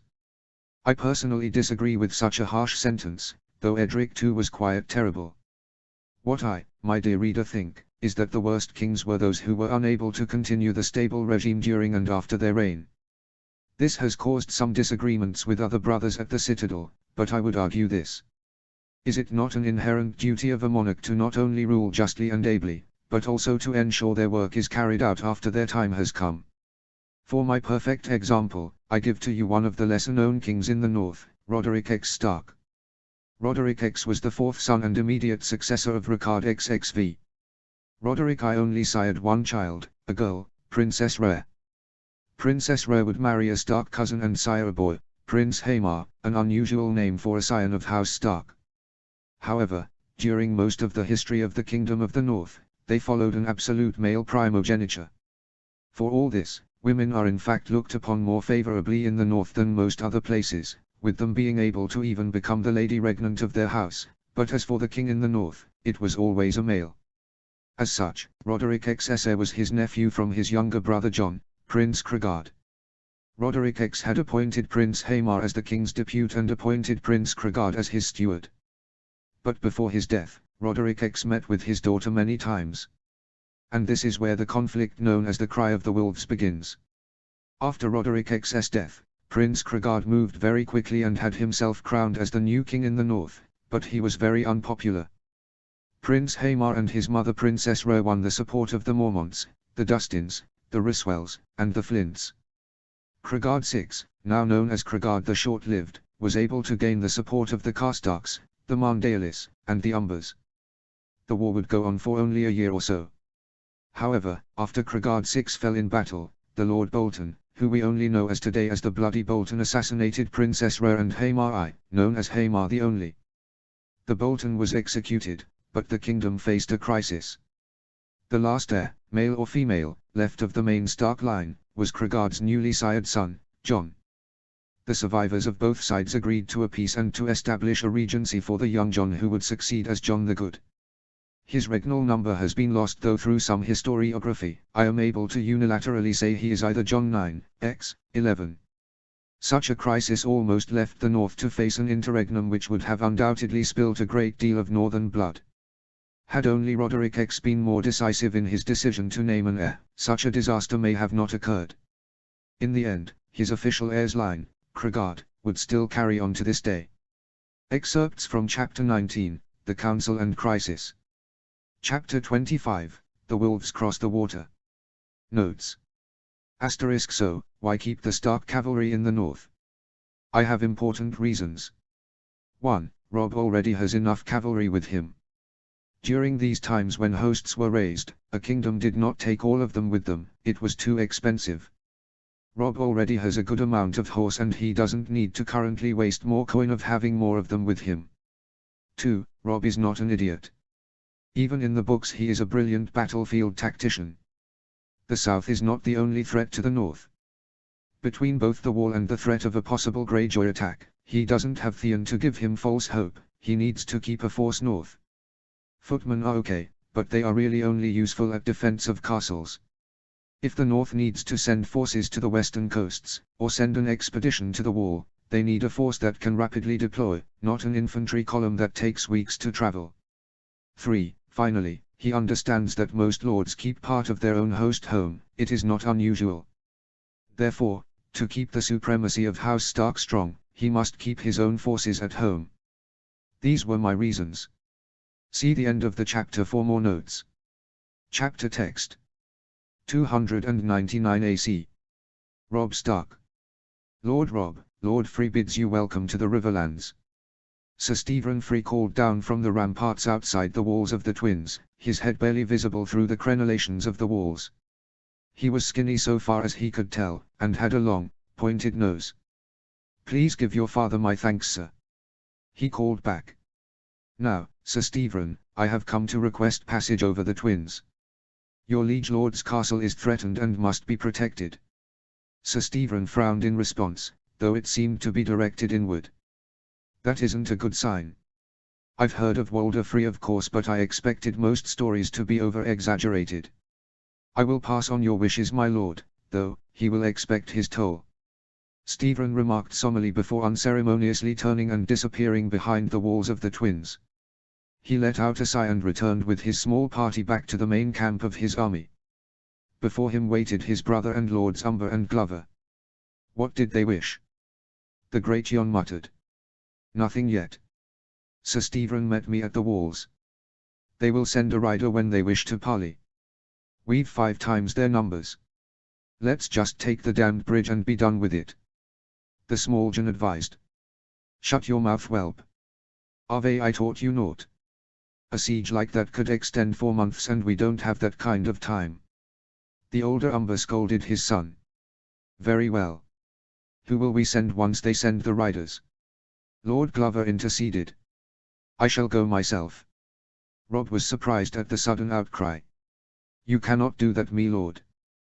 Why not? I shan't expect to lead men in war if I cannot lead them in peace. He expected the martially minded Lord of Last Hearth to agree with him, he was becoming his most vocal supporter. But apparently he too was against this idea. The Twins under Walder Free will be more likely to sell your head to the Lannisters than to bargain with you under a flag of truce. And would guest rights not matter to them? Lord Robb, in the north, guest rights are integral, aye. But here in the south, tea's nothing but flights of fancy. Especially the phrase of the Twins. Very well. Who shall go in my stead then? Allow me, me lord. I'll smash their heads together till they grant us access south. The Great Jon exclaimed. He was opposed to that idea. Ever since the incident involving Grey Wind, the Great Jon has turned into Robb's unofficial herald. Following him around the camps and giving him sound advice, as well as being willing to knock sense into the more rough lords of the north. But the Great Jon had his place. On the front lines or in his command tent, aye. But when it came to the more diplomatic ventures of the campaign, well, he'd need to pick a man or woman with more sense than he had about these things. But before he could respond to the great yawn, another voice cut in. "Allow me." He turned and saw that it was Edwile who had voiced this opinion. "They could do the same to you, as they would to me," he hotly countered. "Rob, sending any other man besides you or me will ensure Walder Frey's enmity. He will see it as an insult. Between the two of us, I am the less valuable. My lords, please give me and my brother some space." The surrounding lords nodded and made their way a couple dozen of paces back. After he ensured that no one could easily hear him, he turned on Edwile. "Do not say that. You are a Stark of Winterfell, and you are my brother." Edwile just rolled his eyes. "Spare me, Rob." "No." His sudden shout made the lords turn in surprise, but they quickly enough turned back around. "You will not deny me this. You are my brother. Were something to happen to you, well, I wouldn't know what to do." Edwile stared at him for a moment before stepping closer to him. "Thank you for your words, brother. But, the reality needs to be faced. You are Robb Stark, the heir to Winterfell. However unfair it sounds, I am merely the spare, the second son." He made a motion to speak but was cut off. "Further," Edwile said sternly. "Further, I am expendable. Should something happen to me, this host would not be destroyed." He hated it more than anything. But he remembered the words that Edwile spoke to him nearly 4 years ago, atop that crag when Robb had first learned he was to be married. "Forsake honor first, and our lives last." He had to be strong for Edwile. "Fine. But do not mistake my consent for acceptance. I never would, Robb. But before anything can be made, you are our leader now. Tell me, what is off the table for negotiations? What are we willing to give?" He thought to himself a moment. Assuming the worst of Walder Frey's reputation, he came to some conclusions. Most likely he shall demand marriages of some kind. Obviously Sansa and I are no longer options. "What about me?" "Oh, don't be ridiculous, father has plans for you, I'm sure." Edwile gave him a look of sadness, but he moved on. "Bran and Arya can be considered. Rickon is off the table. I care not for any wards that he demands." "Good. Then I'm ready." "What do you mean?" Edwile pointed over his shoulder. Turning, he saw 2 riders gallop towards them, touting the banner of House Frey. When he turned back around, he found Edwile already marching over to his horse, preparing for his mission. Before Edwile could join the riders, however, Robb grabbed the reins. "It is just afternoon. You have until sundown. Should we not hear back from you by then, we'll assume the worst and assault the fortress." Edwile just nodded and gently took the reins from him. Guiding his horse through the camp, he joined with the 2 riders. He hoped it wasn't for the last time he saw his brother. Edwile Stark. He had been led by the 2 riders back to the twins. As he rode through the fortress, he couldn't help but to think of his own birth home. Winterfell was dark and brooding in its own way. Those of the south would scoff at the lack of decorum or flashes of wealth. Yet, it had its own coziness, its own character. Unlike the twins. From the people to the buildings, to the very air and bricks in the walls, it all felt greasy, like he had a film of oil over himself, and he wanted to wash himself clean.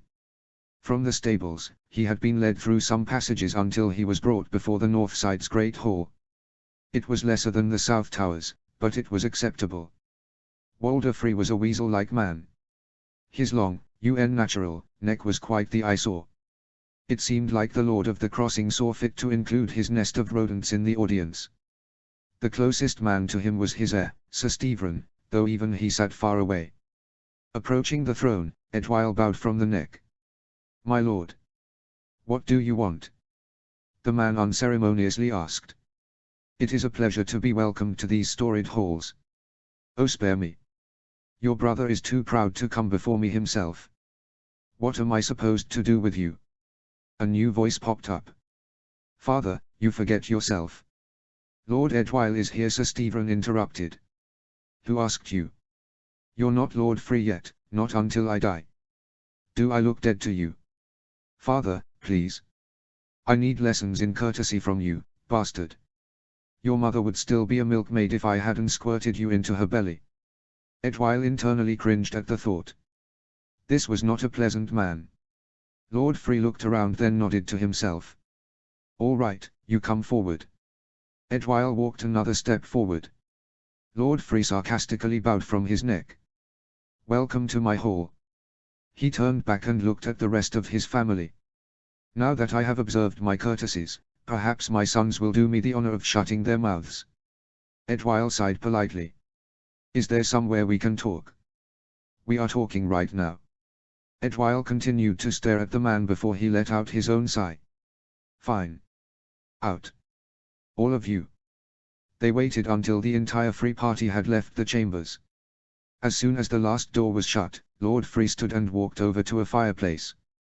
What is stopping me from simply giving you to Tywin Lannister? If Lord Lannister wishes to defend his children, he shall share in their treason. Are you a traitor, Lord Free? The old weasel turned sharply, his eyebrows raised in anger. You dare call a lord a traitor in his own castle? It was only a query, my lord. One that you have yet to answer. I see you, child. You are no better than the others who mock me. I shall be insulted no longer. What do you want? Marriages. One of my daughters shall marry your brother. Unfortunately my brother Robb is already married and... Bah, such things can be dissolved. And has been consummated. My nephew is surely to be a great man someday. Lord Free grew silent after listening to the news. Very well. You have a sister, the one that looks like your mother. I shall have her then. My sister Sansa is already betrothed and given a blessing by the king himself. Lord Free whipped around to face the fire once more. Very well. Take a son or two of mine and cross the bridge. And your troops. He'd hate to admit it, but the Freys were amongst the Riverland's most powerful lords. Their troops could be integral to the war ahead. No. You may cross the bridge with wards, but without marriages, my men shall stay here. Etwile knew what he had to do. He hated it, but he saw one or two comely Free girls.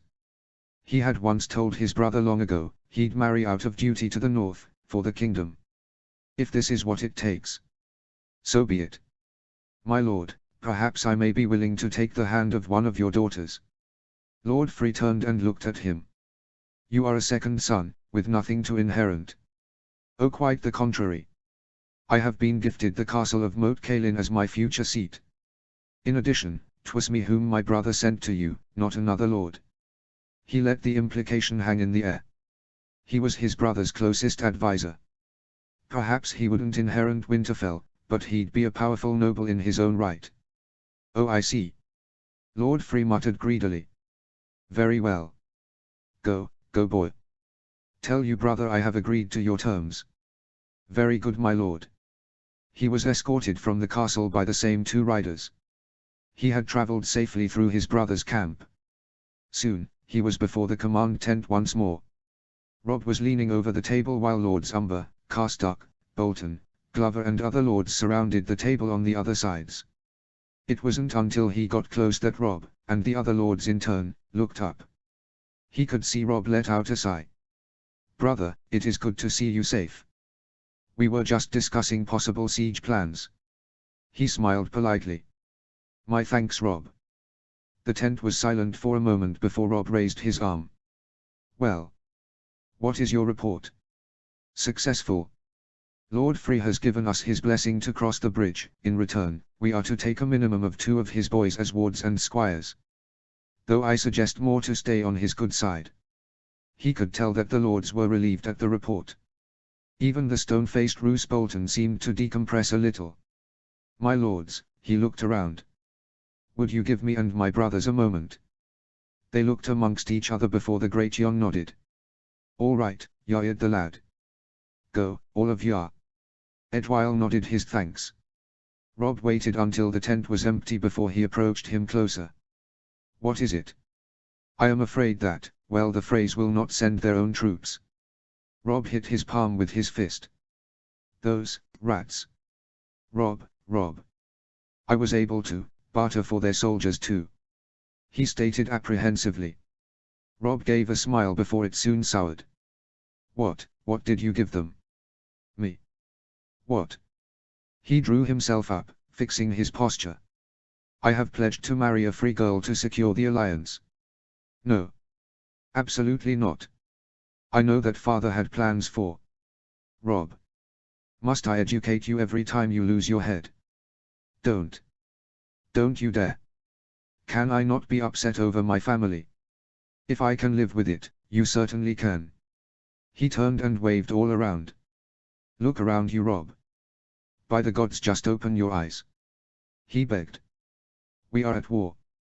We do not know if father shall survive. I don't know if you or I shall. I did what was needed for this family. Rob gazed at the floor. And, you are sure about this? I mean, say the word, I will tear down the castle. You'll do no such thing. I am sure. We must secure ourselves here. The two were silent before Rob smirked like they were young once. So? Shut it. Rob just smiled and looked to the side. He turned and faced him once again, the smirk only growing. So, you know her name yet? This time, Edwyle couldn't keep the blush from his face. I saw a couple comely ladies in the keep, though only two caught my eye. And their names? I think one of them was called Wilder, though if I have a choice, I think Roslyn would be my fair lady. Rob just slowly walked up to him before he was but a hair width apart. He then said the same words that Edwyle spoke to him at his wedding. Well, make me an uncle, Edwyle. Notes. Asterisk, I know, it may be a key. But I ask, beg, that you trust me. I have a plan for everything. Even this pairing has an important reason later on. A not insignificant subplot is based entirely on this decision. Chapter 26, and the realm prepares to bleed. Chapter text. 299 AC, same time when Ned sent word to Rob. Stannis Baratheon.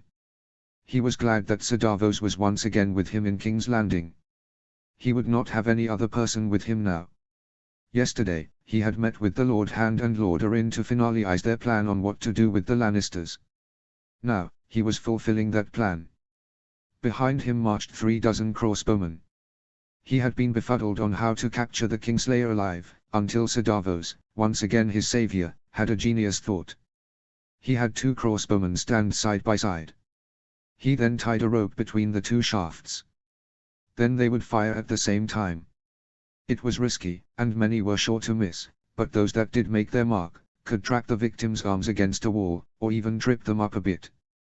They simply could not afford to allow the Kingslayer to use his weapon in close quarters. But enough of that. Now was the hour, the time where Maestas would look back and see the beginning of the coming war. It was just after the noon meal when the Lord Hand had given the word. So there he was, marking with over 30 of his men, down the halls of Maegor's Holdfast. Outside, stood Sir Meryn Trant, a worm if there ever was one. He was glad that Lord Stark had Sir Boros and Mandon guard a mock small council meeting. Sir Jaime was nowhere to be seen, which meant he was within the very chambers. Sir Meryn, the fool that he was, began walking towards them.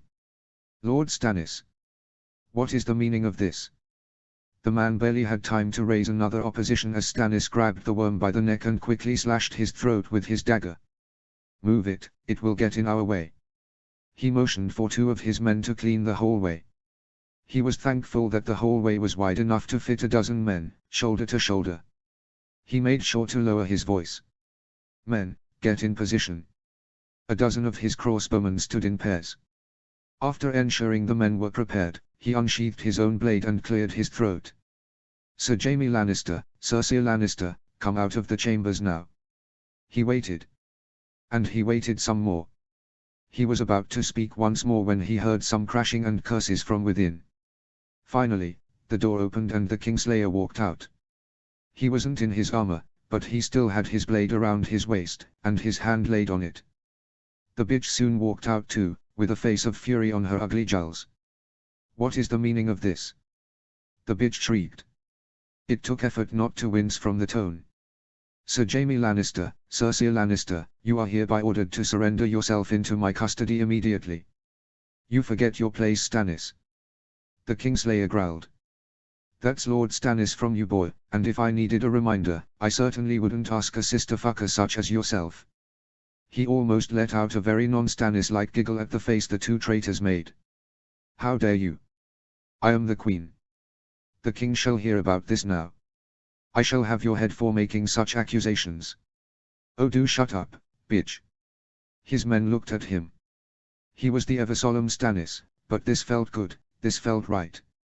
You have committed treason against the realm and against your king. He raised his sword and held it out. Surrender now, and I promise that you shall be treated well. Jaime. Kill them. Kill them all. Just as Sir Jaime reached for his sword, the first pair of crossbows fired. They missed. Damn. Then the second pair fired. The Kingslayer dodged just in time. The next pair fired. It his left arm, but the rope broke. Now it got tense. Soon, there would be no more time. Finally, a pair decided to be smarter. The next two bolts aimed for the Kingslayer's legs. One of the bolts implanted itself in the ground, and the other right in his foot. The sweetest scream pierced the air. Again. Aim for his legs. The next bolts peppered the ground until another bolt tangled itself in the same leg. The Kingslayer faltered for just a moment, but it was all he needed. Seize him. Half a dozen of his men charged forward. On two of his legs, and one hand, the Kingslayer still swung his blade. He killed two of the men before the rest were able to pile on top of him. More. More men. Take no chances. Bind his arms and feet. Cross him with chains and as many locks as needed. The bitch still stood before she ran back into the chambers. You two, follow me. He ran after her with his men in tow, the Kingslayer screaming at him the entire time. He bashed through the door and found the bitch grabbing a blade from her nightstand. Stop. This instant. My father shall have all your heads for this. Oh really? The ravens flew yesterday. The Stormlands shall side with the king. So too the Vale and the North and the Riverlands.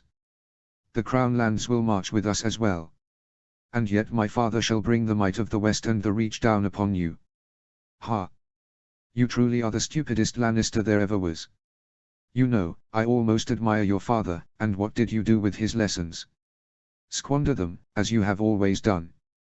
You are a tired, annoying, angry, mad, obsessive bitch of a woman. Nay. That gives mad women a bad name.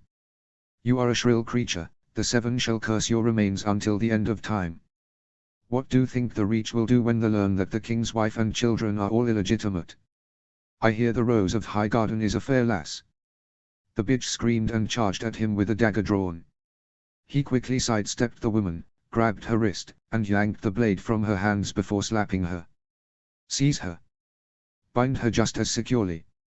He turned and began a light search of the room. The bitch was not as smart as her father, which meant that she was sure to leave evidence behind. If only she left a letter, or a diary, or anything. He knew it, Lord Stark and Arryn knew it, but if they could show proof to Tywin Lannister, the entire war could be avoided. Tywin Lannister was not a mad dog. He was brutal, ruthless, and ambitious. But he was not mad. He had ordered terrible things. But they were always for a purpose. He was not a cruel tyrant. As Lord of the West, the Westerlands have not seen such prosperity in centuries. Such achievements cannot be made from mercilessly killing small folk. He had to grudgingly admit that his tenure as Hand, even during the rise of the Mad King, was a golden age for the average West AOC. He would no doubt raise his armies once word got out, but if he had indiscernible proof, then even he could not deny his, not against the might of the other kingdoms. He started to mill around the room, checking cabinets and drawers. Gods, let there be proof. Tywin Lannister. Lord Tywin. Lord Tywin. He could hear the distant shouts coming from outside his solar. Soon enough, he heard voices with the guards before a knock on his door came. Come. An acolyte of the Maester came in. In his hand, he held a scroll.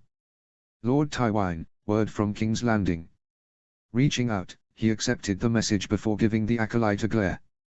Hearing a whimper, the small man soon ran out of the room, the door closing behind him. Looking at the seal, he recognized the two stamps.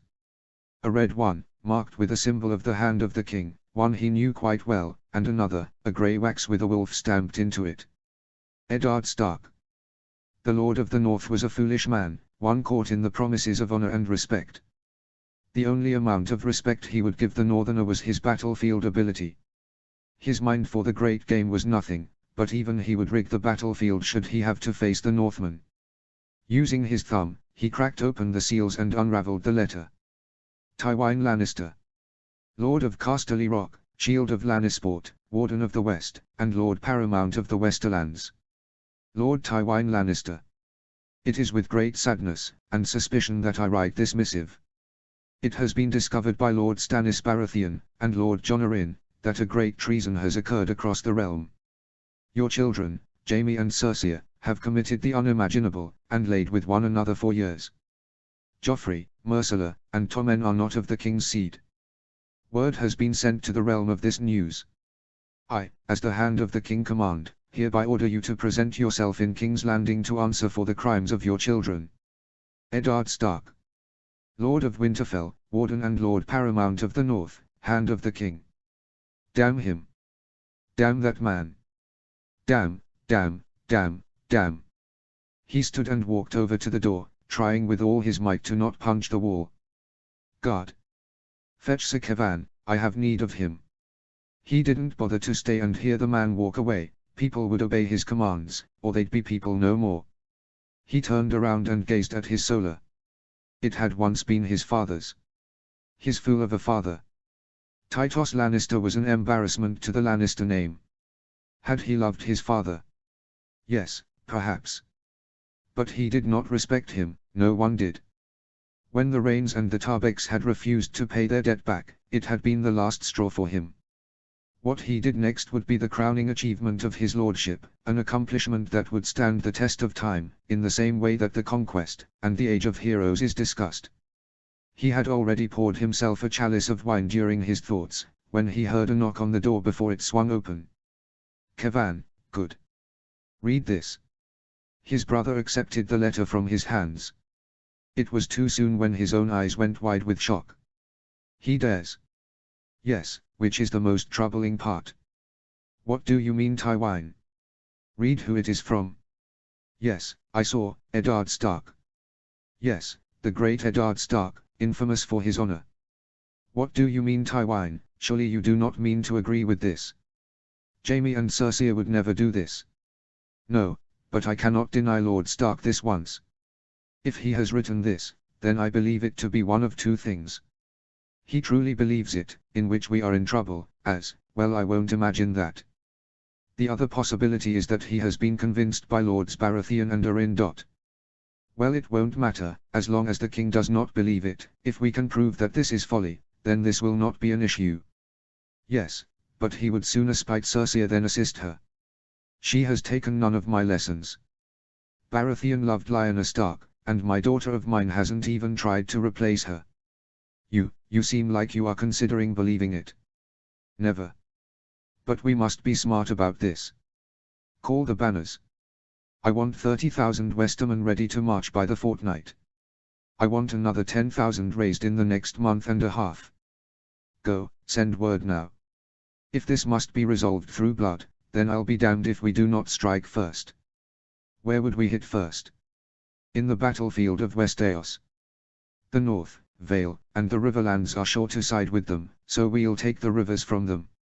Split them until they cannot come together. Enough questions, you have your orders, go now. His brother bowed before turning and leaving. He thought back to a distant conversation, one he had with his dear wife many years ago. She had begged to separate Jaime's and Cersei's room from across the rock but would not tell why. No, it can't, it wasn't. I shan't believe that. Sir Barristan Selmy. He had enjoyed the sojourn the king had taken to his ancestral seat. It was quieter, less smelly, and less sycophantic. That being said, it may have been the blessing for his grace as well. Oh, he still feasted and laid with whores, but it seemed his mission to teach young Renly how to be a true man seems to have assisted him as well. He was still a white man, but he had surely lost a little weight at least. It appeared that without the presence of the Queen, his Grace became a different man. But enough of that. He had joined the King and Lord Renly on a hunting trip, their goal. A great stag that had been spotted on the yesterday.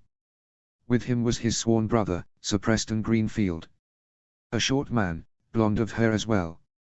Along with them was of course Lord Renly, Sir Brus Butler, Jon Errol, the nephew and heir to Lord Sebastian Errol, Lord Harwood Fell, and Geron and Cedric Mertins, the twin youngest sons of Lady Mary Mertins. Ever since Robert took an extended visit, many Stormlanders sent men to represent them. But the party had finally closed in on the kill. The royal huntsman had tracked the beast closely and they were not but a couple dozen yards away. They were all quiet, the loudest thing was the breathing of the king. Renly was given a spear, both prowling closer. So close. Your Grace. Your Grace. The party looked behind him before some looked back, the stag having run off by now. The party watched as a rider ran at full gallop. Your Grace. The rider galloped nearly to the party itself before leaping off the horse. He was running trying to get to the king before he and Sir Preston stood in his way. Damn it, man. We almost had the bastard. My king. What is it? What requires you to ruin my hunt? The rest of the party, minus the Kingsguard, also looked with disappointment and anger. Your Grace. The man seemed to disregard the anger of the king, not an easy thing to do. A raven from the capital. Treason. Treason. Sir Courtenay has ordered me to send for you at once. The entire party mollified at the news of treason, but the king was still as hot and angry, though directed elsewhere now. Let's go, go. We ride for Storm's End. Speak what you will about Robert I Baratheon. Some called him Robert the Fat, or the Great Fool. But he had not won the rebellion for nothing. Perhaps he was not a good king, but he was the warrior incarnate. When he had his mind on something, he was set in it. Perhaps he could not lead men from the Iron Throne or from the council chambers, but in the field, few could deny his leadership qualities. The party had ridden hard for Storm's End. What shocked them the most was the amount of guards and men at arms there seemed to be. Every small holdfast and village seemed to be readying men. But soon enough, they had ridden through the gates of the king's childhood home. Waiting in the courtyard was Sir Courtenay Penrose, Edric Storm, Maester Jon, and Sir Aerys. All of them bowed as he rode through the courtyard. Soon enough, the king was off his steed and he strode up to the welcoming party. He and Sir Preston flanked the king. What in the seven hells is going on? No one seemed to want to speak, but finally, Sir Courtenay held out a scroll. From the corner of his eyes, he saw the scroll had been sealed with a grey direwolf, and a red hand. Usually, a scroll from the hand of the king bore the red hand alone. It was known custom however, that should a scroll bear the seal of both the hand, and the personal sigil, it was an urgent message. His Grace grabbed the scroll roughly, so much so that Sir Courtenay feared it may rip. He had seen the king annoyed. He had seen the king frustrated. He had seen the king angry. This was something else. Such a fury took hold of the king that he actually sputtered and struggled to speak. That fucking. That God's damned fucking. That fucking. He didn't speak anything else before he drew his blade and bashed it against the ground. Your Grace. Sir Preston asked fearfully. That fucking whore. I'll gut her and her fucking spawn, I'll shove my hammer so far up her ass, she'll turn into a fucking hand puppet. The king threw the crumpled scroll onto the ground and marched over to the tiltyard. Grabbing a sword from the belt of a guard, he furiously swung at the dummy. The rest of the party were seemingly cowed. He looked at the four assembled before their party. All looked grim, even the innocent-looking Edric Storm. Slowly, ever so slowly, he bent down and picked up the scroll. Gently, he unrolled the scroll and read it through. Robert I Baratheon. King of the Andals, the Rhoynar, and the First Men, Lord of the Seven Kingdoms, and Protector of the Realm. Robert, I write to you with a heavy heart. Through the efforts of Jon Arryn and your brother, Stannis Baratheon, a traitorous plot has been uncovered. It has been discovered that Cersei and her brother Sir Jaime have engaged in incestual relations. More so, it seems that they had been engaged in such treason for many years. I am afraid to report that Crown Prince Joffrey, Princess Myrcella, and Prince Tommen have not a drop of Baratheon blood in them. I have ordered them to be put under arrest. Cersei and Sir Jaime are currently being questioned. I have sent word to my son and heir, Robb, to call the banners of the north. Jon Arryn has sent the same for the Vale and Stannis the same for the Crown lands. My good father will surely call his banners as well. Because of this treason, your heir to the throne is your brother, Stannis Baratheon. Lord Tywine has yet to respond to ravens. Dorne is silent. Call the banners, Robert. I fear the realm shall bleed for this. Eddard Stark, Lord of Winterfell, Warden and Lord Paramount of the North, Hand of the King. His eyes went wide. He too grew angry. He had long wished for the Kingslayer to be expelled from their ranks, but it seemed the Kingslayer would not stop his treasonous life. His own hand shaking in silent fury, he extended his hand and gave the scroll to Sir Preston, who still stood confused. But he knew Eddard Stark was right. Sir Barristan was no fool. A treason of this magnitude could only lead to one thing, war. Tywine Lannister will not stand by as his golden twins were arrested. He prayed that one of them would confess or proof could be found. He was an older man now. He had seen enough war. But this. For this. He was prepared to fight one more. Chapter 27, Writings and History 3. Notes. This is much shorter than I normally do, but I had the sudden urge to write about this. Fret not, I am almost done with the next chapter, more so doing some editing and final plot decisions. I thought this could serve as an interesting filler chapter.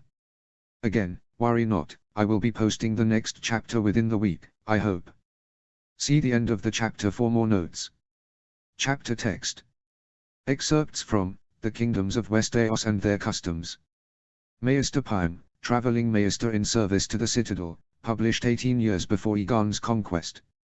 It is nigh on impossible to understand a particular kingdom, without also understanding their laws and customs. It is the goal of this work to explain in short detail, the specifics and history of the different kingdoms' laws and accepted rules. Excerpt from Introduction. Much like any southern kingdom, the North also possesses a great number of laws, and a rich accompanying history on them. Contrary to the rudimentary and primal hysteria that the North is naught but a land of barbarians, 'tis untrue. Laws have been passed in the North since the Starks were naught but the kings of winter. Once they became kings in the North, they relied heavily on standing tradition and existing laws. This worked well for some time, what I guess to be about a century, no more than 2. However, it soon became apparent to the kings in the North, was the massive kingdom could not simply rely on dozens of differing codices. The laws in the lands of the Umbers were not the same as in the Rills, or even the domain of the Starks themselves. This problem was first addressed by Willam V. Stark. It was by his order that a commission, or as the records of Winterfell indicate, a moot was called. According to Torrhen, Prince of Winter, a moot is how one pronounces the old tongue word for meeting, or court. Keep in mind that although it is pronounced moot, it is spelled quite differently. I digress. Willam V. called for a moot. Although the original order has been lost, other documents of this time survive, and through my years spent in the company of His Grace, Byrne XX Stark, I have been able to form a rough outline. After this initial call was put out by Willam V., a number of lords are recorded as arriving in Winterfell. They include Gerard Marndale, Hotar Glover, Hotar Umber, Donal Karstark and his brother and heir Edwin Karstark, Ryden Mormont, and Osric Bolton. Fortunately, the records of their work survive. It seems that Willam V. ordered the assembled lords to conduct a thorough and in-depth project of first documenting all of the known laws in the North.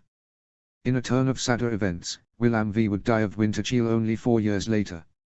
Under his great-grandson and successor, Rukkhunksziv, the work was continued, with an added addendum. In the eyes of Rukkhunksziv, also known as Rukkun the Judicious, it was high time the North held only a single, known, set of laws. He ordered the lords, still in Winterfell, to remain and continue this extra work. In a turn of events, he was convinced to allow the exhausted lords to return to their own domain, some of which had not been back for the 4 years they were gone, their keeps in the control of stewards and castellans. Rukkun addressed this by simply summoning a different group of lords to finish their work. This move was a stroke of political brilliance. He made sure to summon the major lords who were not originally summoned, This way, in the future, no lord could claim they had not been consulted. For the next 3 years, the lords worked over all the former notes and scrolls, throwing out laws that had become obsolete, while narrowing down those laws that were shared in different areas. Any odd or backward laws were left to the decision of the king, the majority to the lord's prerogative. What this resulted in is perhaps one of the greatest gifts left to the historians of Westeros. The oldest, recorded set of unified laws in Westeros, and one of the oldest in all of the known world. The Codex of Ice and Iron, also known as Rickon's Laws and the Stark's Code, changed the face of justice in the North forever. Though lords still reserved the right to handle the matters of justice such as trials and executions, for the first time, the laws for the kingdom were the same everywhere. A criminal in White Harbor was still a criminal on Bear Island. The venture took close to a decade to finally be published. After 4 years of research for the first stage, another 3 for the second, and another 2 years for Rickon to proofread it, it was finally published. I will not go into the specific stipulations as such a project would require a much larger book, but the laws addressed justice from all sources include but are not limited to, from political, economic, and judicial laws. It wouldn't be for another 300 years before the next kingdom followed suit, the Kingdom of the Reach completing their own codex. In all seriousness, Rickon Ksiv was not known as a great king during his reign, nor as a terrible one. It seemed to most contemporaries that he was just another king, keeping the realm stable. Yet, much like many important things, true adoration does not come until long after the fact. Though perhaps not an amazing king in his lifetime, the Kingdom of the North, I can safely say, was most assuredly saved by the Codex of Ice and Iron. Now, thousands of years later, the document still lives, with old, obsolete laws being discarded, and new ones added. It is quite literally, a living document. Though the power of laws is rested solely in the hands of the king in the north, the physical safety of the codex, as well as updating it, is the responsibility of the Chancellor of the North. Excerpt from Chapter 5, The Kingdom of the North. Notes. This was based on reading about the Codex Theodosianus. Though I am a STEM major, I am a history minor and I am currently taking a class on historiography, which is where I originally got the idea for the writings and history chapters.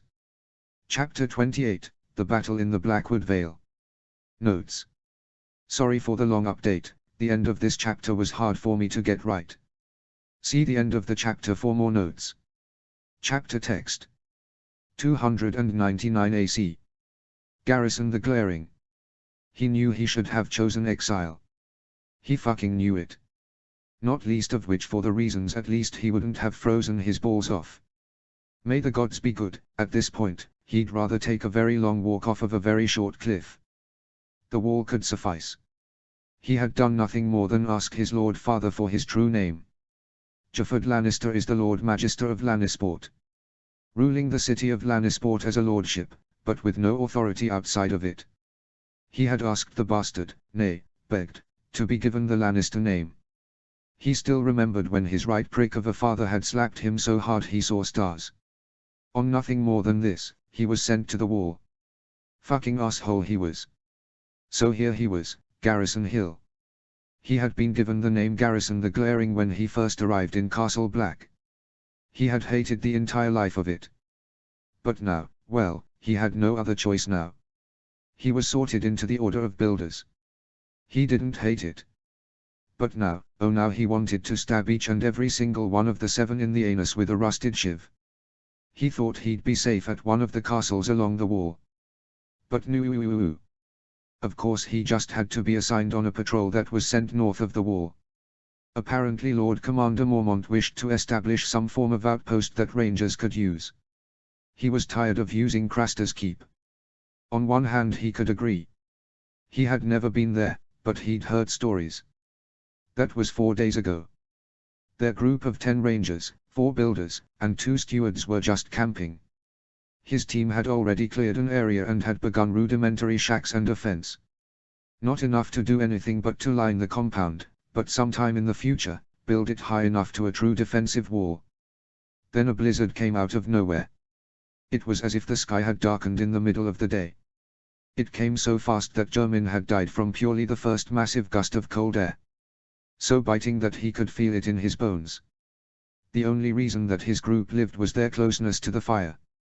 But then Vernon, Bittermouth, Hackles, and Game had all died too.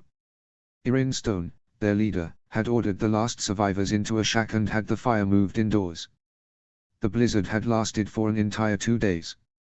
So cold that they couldn't go out and collect fuel for the fire. They had scrounged for all the supplies they could that were in the shack. Finally, the ordeal was over. It had felt strange, not hearing the constant roaring of the wind after hearing it for 2 days straight, so loud you couldn't fall asleep. Irin had left the shack first, then we followed behind him. Everything was covered in snow, but not nearly as much as one would believe. Those of us who had survived hugged each other in gladness. But not Irin. He was quiet, as silent as the dead of winter. "What is it?" Hector asked. He remembered. Irin used his sword to point around the camp. "The bodies," he had responded. We all looked around.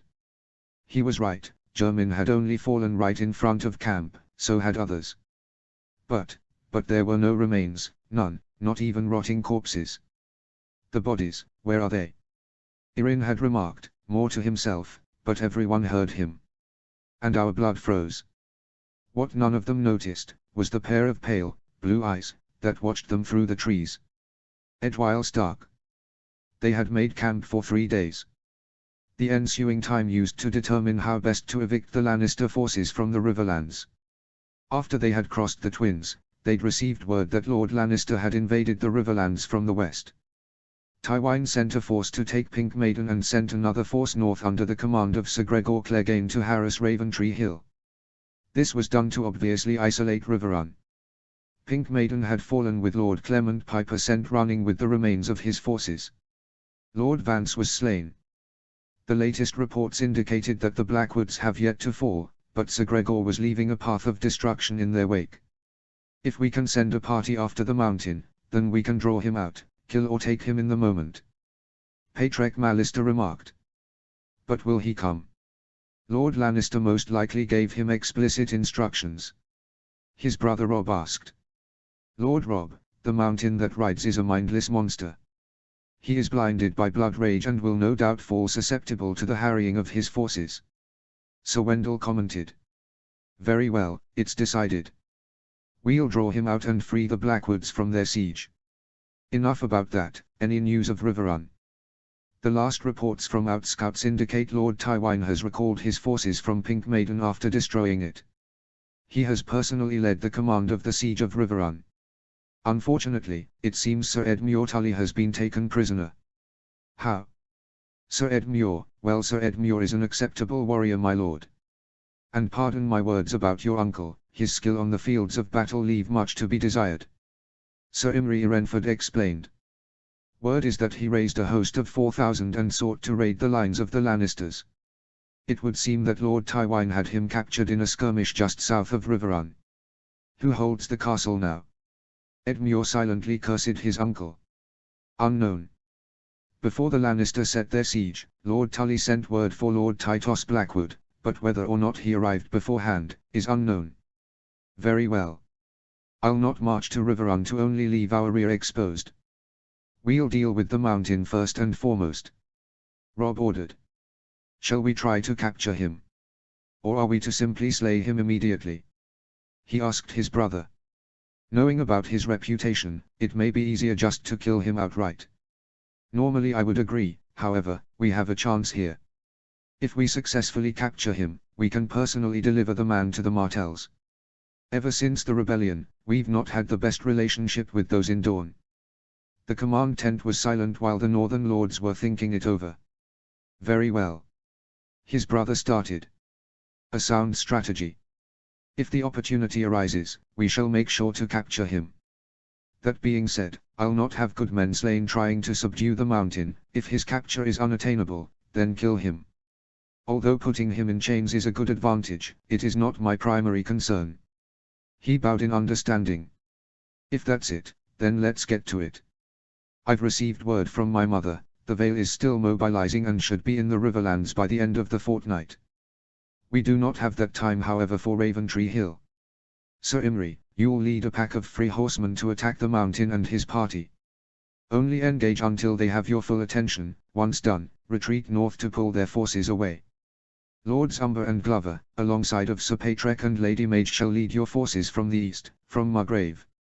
I shall lead our remaining forces and the rest of the free forces from the west. Once the mountain rides north, we'll envelop him in a pincer move and cut him off. The lords looked at Robb with a growing measure of respect, many not expecting such a well thought out plan from merely a young man. Edwyle simply smirked in their response. "Where shall I be, my lord?"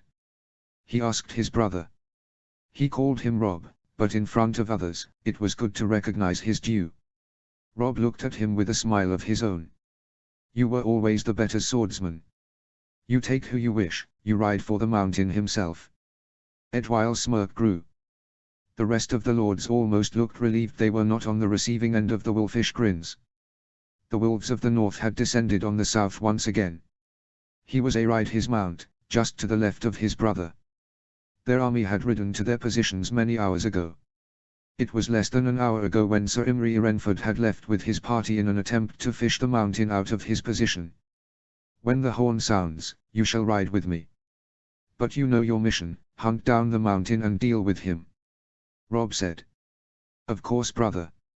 Edwyle turned to look at those followers he chose to go with him. Smalljan Umber, Torrin and Eddard Karstark, Robin Flint, Sir Kyle Condon, Sir Donal Locke, and Willard Mandel.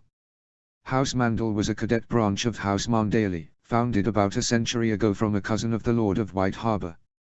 "Men, today, we strive to take down a brutal man, more animal than beast. When we ride upon him, Smalljan, Robin, and Sir Kyle, alongside of myself, shall attack in the first wave. Our objective will be to take him from his horse.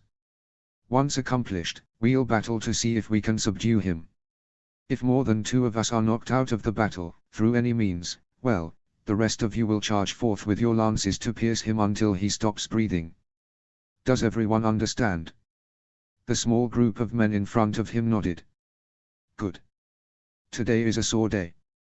A red day. And the sun rises."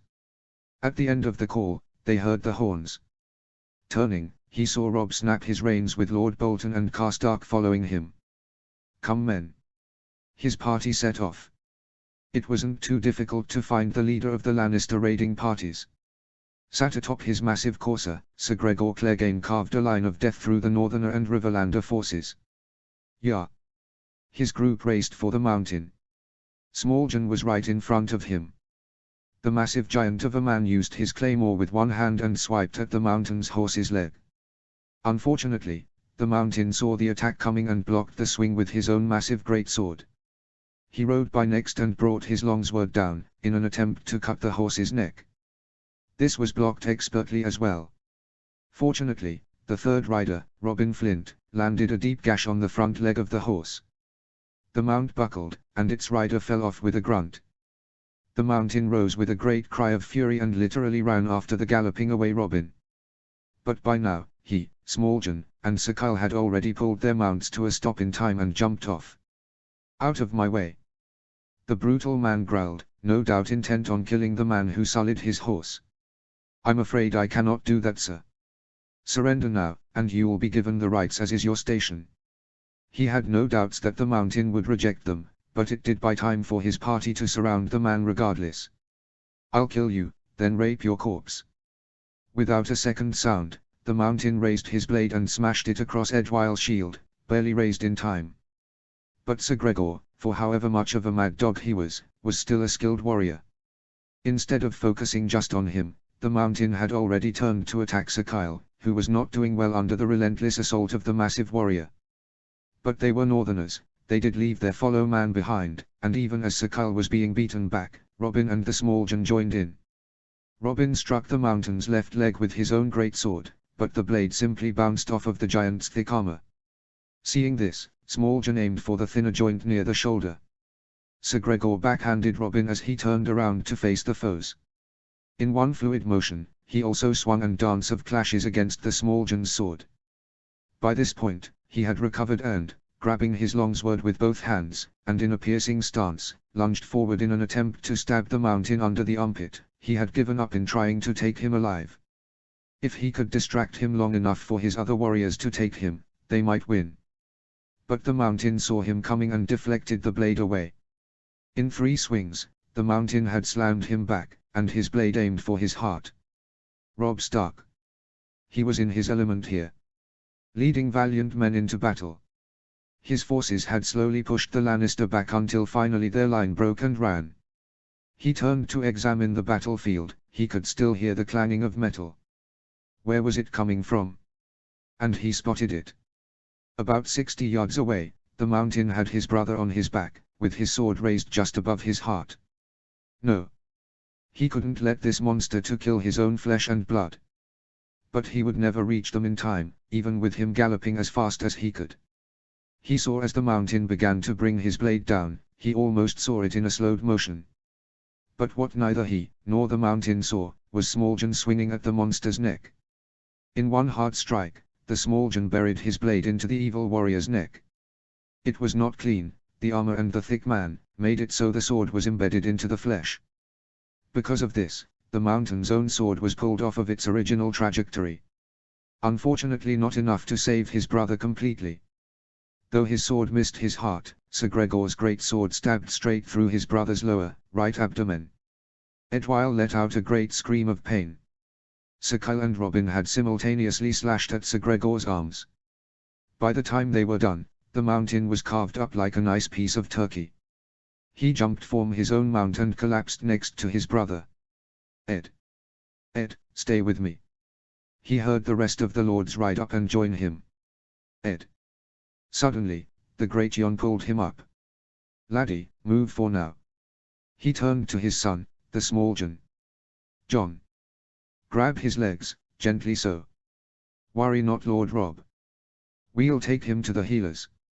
He could only watch with terror as his brother was carried off, not knowing whether or not he'd live. He couldn't imagine facing his father or mother after having ordered his own brother to deal with the mountain that rides. Turning, he pointed at Robin Flint. Cut the head off and have it preserved. We have need of it. Yes, my lord. And would somebody begin a count of our men? But his mind was only on one thing, one person. Edwyle. Notes. So I know this branch is a little from Cannon. Technically, the Blackwood Vale is just north of the Whispering Wood. I decided to replace the battle in the Whispering Wood for this battle. Regardless, I tried to keep the tactics the same. Chapter 29, The Lions Become Defanged. Notes. Asterisk I am sorry for the long wait. For some reason, this was the most difficult chapter to write. I cannot say why, as I do not know myself. I had such writer's block that I feared I'd never finish it. It was so bad, I am already a third done with the next chapter before I finished this one. Asterisk attention, at Eddard's POV, a torture scene happens. It is nothing too brutal, but it is torture nonetheless. You've been warned if you wish to skip this. Chapter text. 299 AC. Tyrion Lannister. It had happened ever so quickly. 4 days ago, he had seen to the downfall of Petyr Baelish, and his own ascension as the Master of Coin. 3 days ago it was quiet. Yesterday was a day that would be remembered forever. Eddard Stark, the ever-cold and able administrator, had called the small council to order. It had surprised many of their members as that day was an off day. He had been present, of course, Pycelle as well, the grey-sunken cunt. Jason Mallister had also been present as well. There had been a certain tension emanating off of the Lord Hand, but he had brushed it aside. Where is Lord Stannis? He remembered asking to the silence of the quiet wolf. Off on a mission to the realm, Lannister. He had almost sneered. Tyrion had been off-put by his tone. He was not used to being shown kindness, but in the time he had known the Lord Stark, he had treated him based in his own merit, not on his views. Where had this change in attitude come from? Pycelle had droned on and on about matters of little import. Mallister at least had useful reports to share as well. He soon learned that the Lord of Seaguard was more a sailor than an administrator. He learned. Oh, he was capable enough, of course. Better than the average lord anyway, but he had nothing special. His goals were to the upkeep of the royal fleet, not the improvement of it. Perhaps he couldn't blame the man. It was tough to follow in the shoes of a man like Stannis Baratheon. The sour-faced boar was stern and ruthless, but he was just and fair. He had heard from eavesdropping in the taverns and whorehouses that many sailors appreciated his methods. The sea was a hard life, and it created hard men. Regardless, they had been in the middle of some conversation about the Dothraki matter from Varys when a pounding sound came from the chamber doors. At the flick of his finger, Lord Stark motioned for Sir Boros to reach for the door, but there was a strange look in his eye. Being the pariah of Westeros had taught him to look and observe people more so than usual. Sir Boros reached the chamber doors and opened them a crack to check who it was. He didn't have a chance to when the entire door was blown open with a hard kick. Sir Boros was kicked backward with the door and fell to the ground. A pathetic excuse for a night. After, in walked none other than Lord Stannis himself. Before Sir Boros could even respond, Stannis bent down and slashed his throat with a dagger. The seven hells opened up. Lord Mallister jumped up and laid his hand on the pommel of his sword. Varys backed away into a wall, worry, but not panic, on his face. Pycelle was shouting about traitors and Sir Mandon had brandished his sword and was about to advance on Stannis. Stop! A deep, controlling shout went out, silencing the room. Sir Mandon, sheath your weapon. But now. Sir Mandon slowly sheathed his blade once more. My lords, you'll have to forgive Lord Stannis for his methods. He is cleaning up the traitors in our midst. What do you mean, my lord Hand? Pycelle questioned. My lords, since the marriage of the king to Cersei Lannister, a great plot has arisen.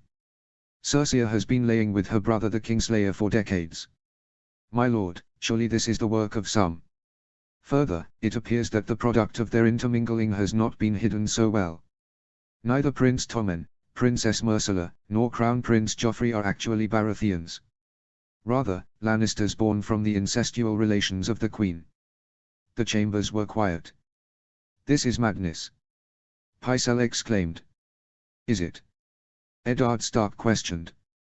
His voice was not controlling in any way. It seemed he was thinking more on a cold memory than the matter at current hand. I had seen the madness of the Mad King, like many of you. I saw the madness of the Silver Prince too. Tell me, you have all examined the children. Lord Mallister, what can you tell me of Joffrey? The war-hardened man gulped, no doubt in fear of what his true thought would lead him. Fear nor, my lord. Should anything happen to you from your words, find comfort it will happen to me as well. Lord Mallister nodded. We've all seen the signs, my lords. The madness grows. We heard stories, knew that he was petulant. It wasn't until I saw the prince himself that I saw it was more than that. Pycelle spoke now. It doesn't matter. There is no proof that they are the spawn of incest. Just before the chambers exploded into another argument, Lord Stark quieted the room. My lords, the realm over knows of my honor. I shall stand by it. For all those who see the truth, and for all those that hold on to the lies, I declare this so, I decree that intangible proof must be found or given within the next 2 days. After 2 days have passed, and no proof has been made, then I shall resign myself for the position of Hand of the King and shall relieve myself back to Winterfell. Many, including himself, were surprised at such a declaration, none more so than Stannis Baratheon himself. Stannis Baratheon. The Wolf of the North declaration was more than alarming to him, it was stupidity. Unfortunately for him, his scouring of the Queen's chambers turned up nothing, much to his chagrin. He had yet to inform the Stark of that. He worried he was relying too much on his own, non-existent discoveries. In his thoughts, Lord Stark had already called for his personal army to escort the council members to their own personal chambers. Waiting at the chamber doors were a squadron of the elite hunters of the guard, Ned's very own elite troops. Lord Baratheon. His attention raised, he turned to see that it was the quiet wolf who called him. My lord Hand. Are you well? You seem pale. My lord, I wish you hadn't declared such a promise, it was unfortunate, but I was unable to find proof within the Queen's chambers. Even though he was worried himself, Lord Stark did not react at all, keeping his cool veneer on at all times. My lord. Fear not, Stannis, I planned for this contingency. In the event that you were unable to find proof, I simply require the confession of either the Queen or the Kingslayer. And then the quiet wolf smiled, not warmly, a cold, deathly smirk of a predator. An animal who knew his prey was close. And he couldn't help but to shiver. In that case, we must break the Kingslayer. The Queen will never admit to it. Eddard Stark flashed a toothless grin. Oh, I wouldn't believe that so fast. She is a mad bitch. She may put up a true resistance, but can she do it when her lover is there as well? My lord. Ned Stark leaned back in the chair, sinking into thought himself. Lord Tyrion has a sellsword in his employ, yes. He nodded in affirmation. Summon him, the crown has need of his services. After all, there hasn't been a Lord Confessor in many decades. Stannis bowed and left the chambers, Lord Stark oddly at rest in the stressful situation. As he walked with his guard to the wing set aside for the Master of Coin, he came to a realization. So many in the South thought of the Quiet Wolf as an honorable fool, too deep in the traditions of his forebears to see the real world. Yet, it was us who have been taken for fools. The Starks did not rule for 8,000 years simply by being fools, they did exactly what Eddard Stark was doing. A stag may be a pillar of strength, a lion may be as ferocious as a charging warrior, but a wolf is a fearsome predator. They stalk, they track, and they lie in wait. They make no foolish mistakes, they are patient, and willing to let their prey come to them. To play the game as a southerner was confusing, mind-boggling. So they simply changed the rules. He had to admire the man for that. Approaching the little lion's chambers, one of the Stark guards saw him and pounded on the door before entering. Lord Stannis Baratheon, Master of Laws. The guard announced. Entering the chambers with two of his own, he found the said Lannister lying on some pillows, drinking with the sellsword and, well a whore. Ah, if it isn't the Master of Laws himself, in the flesh. He wished to verbally spar with the half-man, but just as Ned Stark was cold, he too was unforgiving. Without a second glance, he turned his attention to the sellsword. Bronn, you've been summoned by the hand of the king in the name of Robert Baratheon. Come with me now. Oh, and what if I see fit that ain't want to go with your lordship? Bronn responded in a strong accent. He simply rolled his eyes. Fear not, sellsword, the Lord Hand is offering a job, you will be well rewarded. He had barely finished before the sellsword was up and waiting for him. Let's go, me lord. Got's a job to do. He had escorted Bronn back to the council chambers, but when he had arrived, a northern hunter guided him to the dungeons. Neither the Queen nor the Kingslayer were held in the black cells, but were under arrest, nonetheless. Standing out in the hall, speaking with Ser Jorah, Lord Stark stood. At his view, Stark excused himself from Ser Jorah and approached the two of them. Bronn. That's right. You are to refer to him as Lord Hand. Stannis interceded. Peace, Lord Baratheon, peace. Stark turned his attention to the sellsword. Bronn, I have need of you.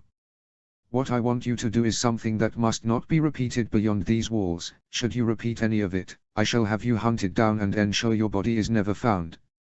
If you accept this job, and follow my words, you can expect a knighthood, a payment of 300 dragons, and a parcel of land anywhere you see fit. Bronn initially smirked at the amount of money. Anything else? None. You may not repeat anything that is about to occur to anyone, including Lord Tyrion Lannister. Sounds aight, me lord. Let's get to it then, shall we? Without acknowledging him, Stark turned around and gave an order for his men to secure the hall and to ensure that no person passes between the rooms. Next, he ordered to have the three children separated into different rooms. Myrcella and Tommen were allowed to remain together. Bronn, this is what is going to happen. I will have the Kingslayer brought into the Queen's chambers. I will question her. If she refuses, I will tell you to do things to the Kingslayer. Make sure they are slow and painful, but not debilitating. We want answers, not corpses.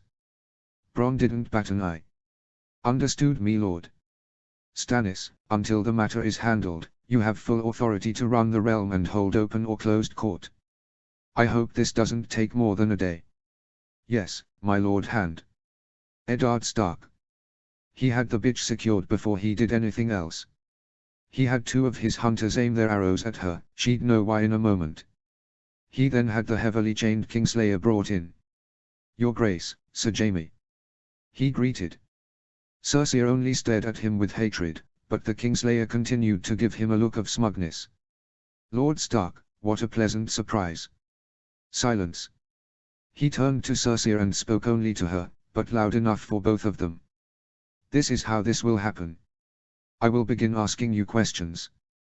You will tell me, and you will tell the whole truth. Any part of silence on your end, or dishonesty, then Bronn, here he gestured to the apathetic man, will make life for your brother very unpleasant. In addition, if you or him try to escape in any way, these two men here will put arrows into her head and spine faster than you can blink, understood? He took a seat just to the side of the queen, allowing her full vision to her brother. Let's get started. Cersei Lannister, is this your brother, Sir Jaime Lannister? Silence. He let out a sigh. I feared you would have need of encouragement.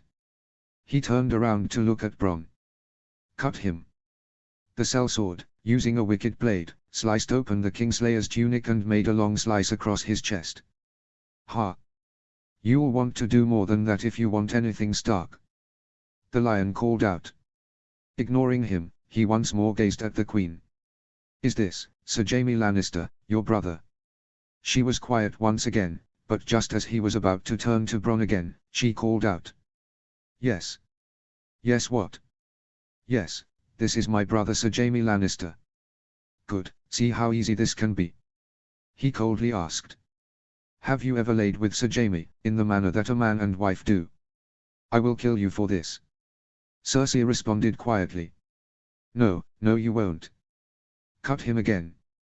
Bronn leaned down and made another long drag across the chest. Cersei's jaw twitched but made no other movement. Have you laid with Sir Jaime in the manner of husband and wife? I should have been born a man, I would be twice the man you are. He sighed again, they were getting nowhere. Very well, cut him, more intimately. Bronn nodded and used his blade to take an entire chunk out of Sir Jaime's left ear. Again. Both Bronn and Cersei were surprised at this, as he had yet to ask another question. Bronn cut another chunk out of the other ear. Have you ever laid with your brother? At this point, the Kingslayer was breathing heavy, grunting and trying not to whimper from the excessive and quick cuts to his body. My brother would die for me, pup. Cersei lashed out. Yes, yes he would, wouldn't he? He turned and gazed a thoughtful look at Sir Jaime before standing up. No, you will not break for your brother. The bitch smiled as if she had won her victory. If only she knew. From his limited experience, Cersei Lannister was a dimwit in disguise. So dressed in others' power, she did not realize she had none herself. Though he barely understood the game of the South, as to why he was changing it, it appeared she had no understanding. No, that was wrong. She had a misguided understanding. Very well. He smiled at Bronn. Change of plans. She will not break for her brother, so let's see if he will break for her. Bronn had trouble looking at him. As a sellsword, no doubt he had seen the more gruesome aspects of life, yet he had never seen the work of a quiet wolf. He turned to Sir Jaime. Let's continue, though the rules are switched. I am going to ask you questions, and any silence, deflection, lie, or snarky comment shall result in violence against your sister. Ah, there it is. That's the true wolf of the North. A man with no honor, nothing but a wild dog. Sir Jaime sputtered. I told you that snarky comments would not stand. Sir Jaime's face twisted in horror as he saw him motion to Bronn. Cut her, perhaps to make it difficult to walk. Kneeling, Bronn grabbed one of Cersei's ankles, and held it high, raising her foot into the air. He twisted the blade and made a slice along the sole of her foot. Cersei, unused to the pain of blades as opposed to her brother, let out a grunt and whimper. I'll kill you. I'll mount your head on a fucking spike. Sir Jaime called out. He turned to Sir Jaime. What did I say about snarky comments? In a tone as a parent may berate a child. Again, the other foot. And Bronn repeated the punishment.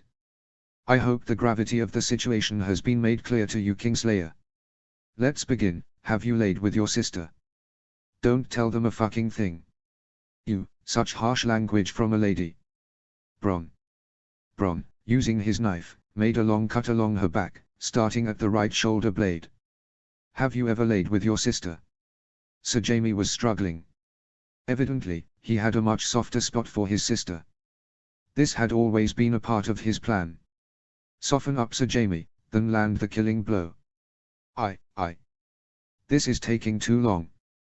Bronn. Wait. Have you something to confess? Just before Sir Jaime spoke, a banging came from the door before one of his men entered. Norm. Me lord. Word from Lord Baratheon, a messenger from the king in Storm's End. His Grace has ordered that Cersei Lannister and Sir Jaime Lannister be executed. He turned to the two captives. Well, it seems we've much to discuss. Chapter 30, The Wolf's Claws Are Wide.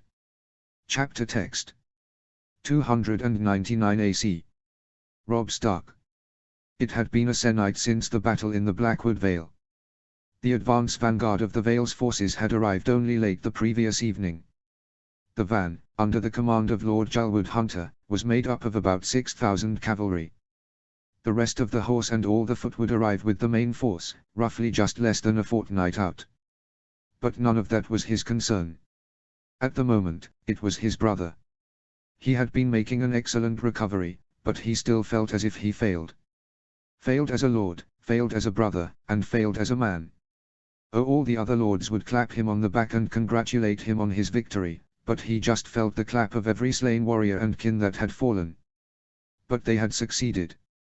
The Mountain's forces had been decimated, their leader was killed, and the siege of Raventree Hall was relieved. All in all, a man in his position should feel pride. At 16, he had called the banners of his father's kingdom, led them through campaign, planned and emerged victorious from a vicious battle, and had built goodwill among the Riverlords. But what did it all mean? Right now, all he could think of was his wife and child back in Winterfell. All he could think of was the image of the Mountain leering over his brother. All he could. Well, it wouldn't do to dwell on such things. He had a job to do, and he'd do it. If not, his brother would surely clap him on the back of his neck for not continuing. Rising from his personal tent, he walked out, with two guards immediately taking his flanks. Kyne, send for the Northern Lords, and invite the Vale Lords to the command tent. We've much to discuss. One of the guards nodded from the neck and went off to send word around the camp. He found himself in the said tent. The tent was wide and long, but not very tall. Enough room for most if not all of the lords, but the tall ones would be required to bend, and many would not be able to see the table. That's why only the most important lords would be around the table itself. Atop the table lay a massive map, stretching from dawn to the wall. Though not as detailed as the maps owned by the great houses, details had been added on their campaign. He raised his head when he heard the flap open. In walked his own brother. Edwyle. He let out a relieved sigh. But Edwyle just gave him a look and walked closer to him, one of his arms still in a sling. I've told the guards to give us a minute, Robb. Another one of your lectures. He tried to lighten the load. But the smack Edwyle gave him on the shoulder was enough to make him silent. I've heard from the soldiers and the camp followers, why are you so grim? We won, we drove back the Mountain that rides and saved one of the Riverland's most powerful lords. Edwyle, enough of this, it's time to let the lords. Robb, tell me, now. When have you ever kept something from me? It's because I feel everything but victory. That's why. We won, but at what cost? And don't get me started on you. Every time I look at you, all I see you is your broken body on the ground, the Mountain looming right over you. Using his free hand, Edwyle rushed him and gripped his forearm. Get a hold of yourself. He shouted in a whispered tone. You may be my brother, you are my lord and master. But no one but I am responsible for what happened. Do you not remember our lessons from father? From Sir Roderick? Do not get caught up in what could have happened, it will lead you to madness. What happened, happened. What was lost, is lost. Who has lived, has lived. We won a great victory, through your leadership. Lead us now. They were quiet as he absorbed his brother's words. He's right, of course, he's always bloody right. He nodded silently but did not speak. His brother's grip on him lessened. Ready for the lords? Aye. He croaked out. Good, I'll lead them in. In just a few moments, the lords of the north were gathered within the tent. The present River Lords and Vale Lords were also present. To his immediate right was Edwile. Next to him was Lords Galbart Glover, John Umber, Roose Bolton, Ricard Carstock, and Mage Mormont. The forces of House Dustin, Locke, Riswell, Condon, and others were still off, conducting scouting and standing picket for the host. To the left of him stood the menagerie of River and Vale Lords. Bryndon Blackwood represented the Blackwoods, his father having been confirmed as present at Riverrun. Other representatives of the Middle Kingdom were present as well. What he was truly focused on were the forces representing his cousin in the Uri. Lord Hunter was the senior-most Vale Lord present, though other experienced and young knights were coupled around him as well. Lord Hunter broke first. Lord Rob. Once again, on behalf of the Vale, I wish to congratulate you on a successful battle. I heard that it was glorious to behold. Edwile gave him a look and he privately sighed. Many thanks, my lord. But now, to the future, my lords. The great Jon called out. My lords, we've been regrouping and resting since the battle. Since that time, I've expected full reports. Tell me. He commented. Sir Imry spoke first. He was the unofficial leader of the Rivermen. Oh, there were many high-ranking lords, but it seemed that Sir Imry was among the few capable warriors. Of the 100 horsemen that I led for the initial attack, I only lost 4. However, once we joined the battle in force, I lead the 1,000-strong force. My men finished the count yesterday. Of the 1,000 Rivermen, 387 are dead, and 203 are currently injured. That count is the count of those injured whom the healers expect to be able to fight again. As of now, our forces that participated number just over 400. Though I hope within a fortnight, we'll recover all those who were injured. He appreciated the knight. He was straightforward and told it like it was. If only the other Southerners could do it like that. Good. You must thank the men from my mother's kingdom for their sacrifice. Unfortunately, Sir Imry, once we relieve Riverrun, command of the Rivermen must be given to Sir Ed Muir.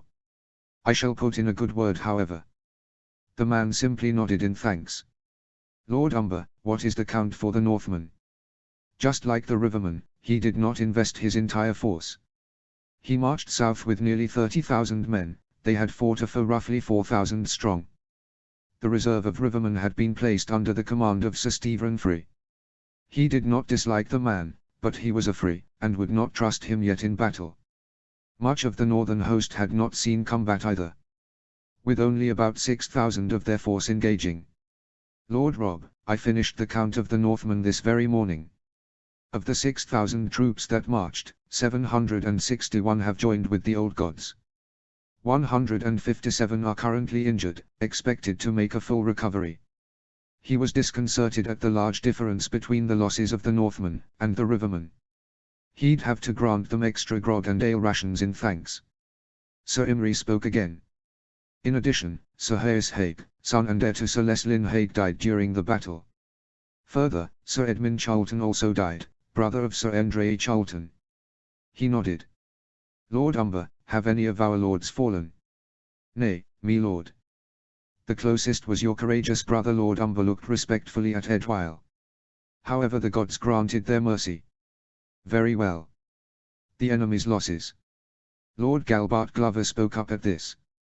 True to the words of our scouts, the enemy's host number roughly 4,000 men.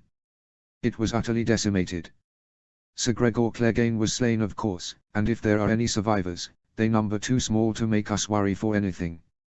All around the room, the many lords and knights banged on the table in celebration. To the young wolf!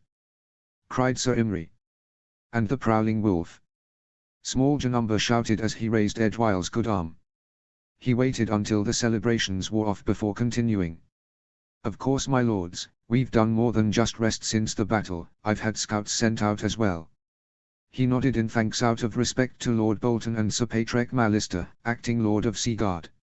Lord Rob, I've compared the reports of my scouts to Lord Bolton's. It appears our scouts report the same thing. Sir Patrick started. Lord Bolton stepped forward. There was a palpable tension as he spoke. The man was very unnerving. Lord Tywine has not removed himself from Riverrun, It seems he wishes to use the castle as his quarters for the duration of his campaign. However, he has sent smaller hosts to secure surround castles, much like he sent Sir Gregor's force. Most importantly however, he's sent a larger force, roughly 8,000 to take, and hold, the fortress of Harrenhal. The tent became more somber at the news. Who commands them? Unknown, we were unable to get a spy in time. However, the most prominent banners imply that command is shared between Lord Andros of House Brax, Sir Forley of House Prester, and Sir Adam of House Marbrand. The older lords and knights in the tents once more looked around in worry. All three men were experienced and good commanders. Sir Adam was most likely the least experienced, but combined, they most surely posed a threat. Advise on our next move. Robb questioned. Let's march on Riverrun now. While their men are out, we can capture the Old Lion, and end this war now. Lord Umber cried out enthusiastically. I disagree. We should march south and east. Use our superior numbers to capture and destroy the small hosts that are sent out.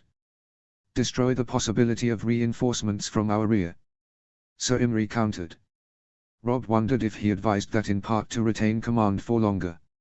He heard his brother next to him speak next. My lords. My lords. We have yet to have our full forces at our backs yet. The possibilities of our plans will grow once we have the addition of the Vale forces. Let us set a picket to the north of Riverrun. Block any attempt to gain lands north of us, but wait until we have our full force to attack. Lords Umber and Karstark looked like they wished to call out Craven, but after Edwyle's gallant efforts in the previous battle, they resorted to simply grunting in disapproval. He leaned on the table as the lords around him began bickering, yelling, and arguing. He and Edwyle simply stood quietly. They were wolves, they did not yap about like a pack of hounds.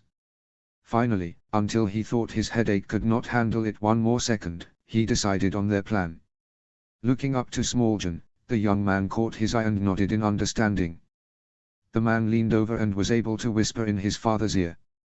Within only a moment, the Great Jon nodded to Robb as well. All right. All right. Listen up, ya cunts. The tent fell quiet. He put the palms of his hands on the table. All three ideas have merit. Yet it would be unwise to dedicate all our forces into a single one. So we shall do all three of them. My lord. Lord Hunter questioned. With the addition of the Vale's van, our total number of Northmen, Rivermen, and Valiman number roughly 34,000 strong. When the main Vale force arrives, that will boost that number to about 46,000. All the lords now paid full attention to him. Only a year ago, such a thought would have terrified him. But now he had grown up, he had seen war, and he had tasted it. Lord Karstark, Lord Roger Riswell, and Sir Patrick Mallister, you three shall take your men and set a picket just as my brother advises just north of Riverrun. Not so close as to see from the castle itself, but certainly so scouts can report it. Lord Roger and Sir Patrick, though you shall have command of your forces, Lord Karstark shall have command over the entire picket. The eldest son of the troublesome Lord Riswell moved to speak, but Robb cut him off. I've made my decision. He moved on. Lord Karstark seemed impressed that he was able to wave off the beginning of an argument. Further, you are to hold this picket at all costs. You may defend if attacked, and you may scout if needed, but you shall not go on the offensive. Edwyle, brother, you alongside of Lord Umber and Lady Mormont, shall work to track down and destroy the many small enemy hosts that have been sent into the heart of the Riverlands. You shall relieve sieges, destroy hosts, and liberate Rivermen to rebuild their homes and join our forces. Lord Umber and Lady Mormont, in the same spirit, you shall have personal command over your own forces as Edwyle shall have over a portion of the Stark forces, but he shall have overall command. Unlike the opposition from Lord Roger, both Lord Umber and Lady Mormont simply agreed. The Great Jon was even smiling at such a command. I, along with Lord Bolton and Lord Glover and their forces, along with the forces of Houses Dustin, Flint, and Locke, shall join with the majority of Rivermen under Sir Imry and Sir Stephen to lay siege and seize the fortress of Harrenhal. It lies along the road to the south. If we can take it, not only will our eastern flank be covered, but we can finally connect to the forces of the King and the Stormlands. And where shall my forces be placed, Lord Robb? Lord Hunter questioned. you, along with the rest of the Vale, shall remain in reserve. The present Valuman looked to protest before he raised his hand. Worry not, my lords. This plan is only dependent on the seizure of Harrenhal. Once done, this host shall regroup in its entirety and turn to face Lord Tywine once and for all. Until then, your foot shall be split evenly among the three commands and your horse shall take a central position, to be able to reinforce any one of us at any time. Lord Hunter still did not seem pleased, but at the mention of a short time, he and his men were mollified at the moment. Lord Hunter, I trust you can inform your soon-to-arrive Vale lords of the current battle plan. Aye, my lord. Good. He looked around the tent, making sure he looked to as many of the knights and lords he could. My lords, you have 2 days. Ready the men, we move out at first light on the 3rd day. Dismissed.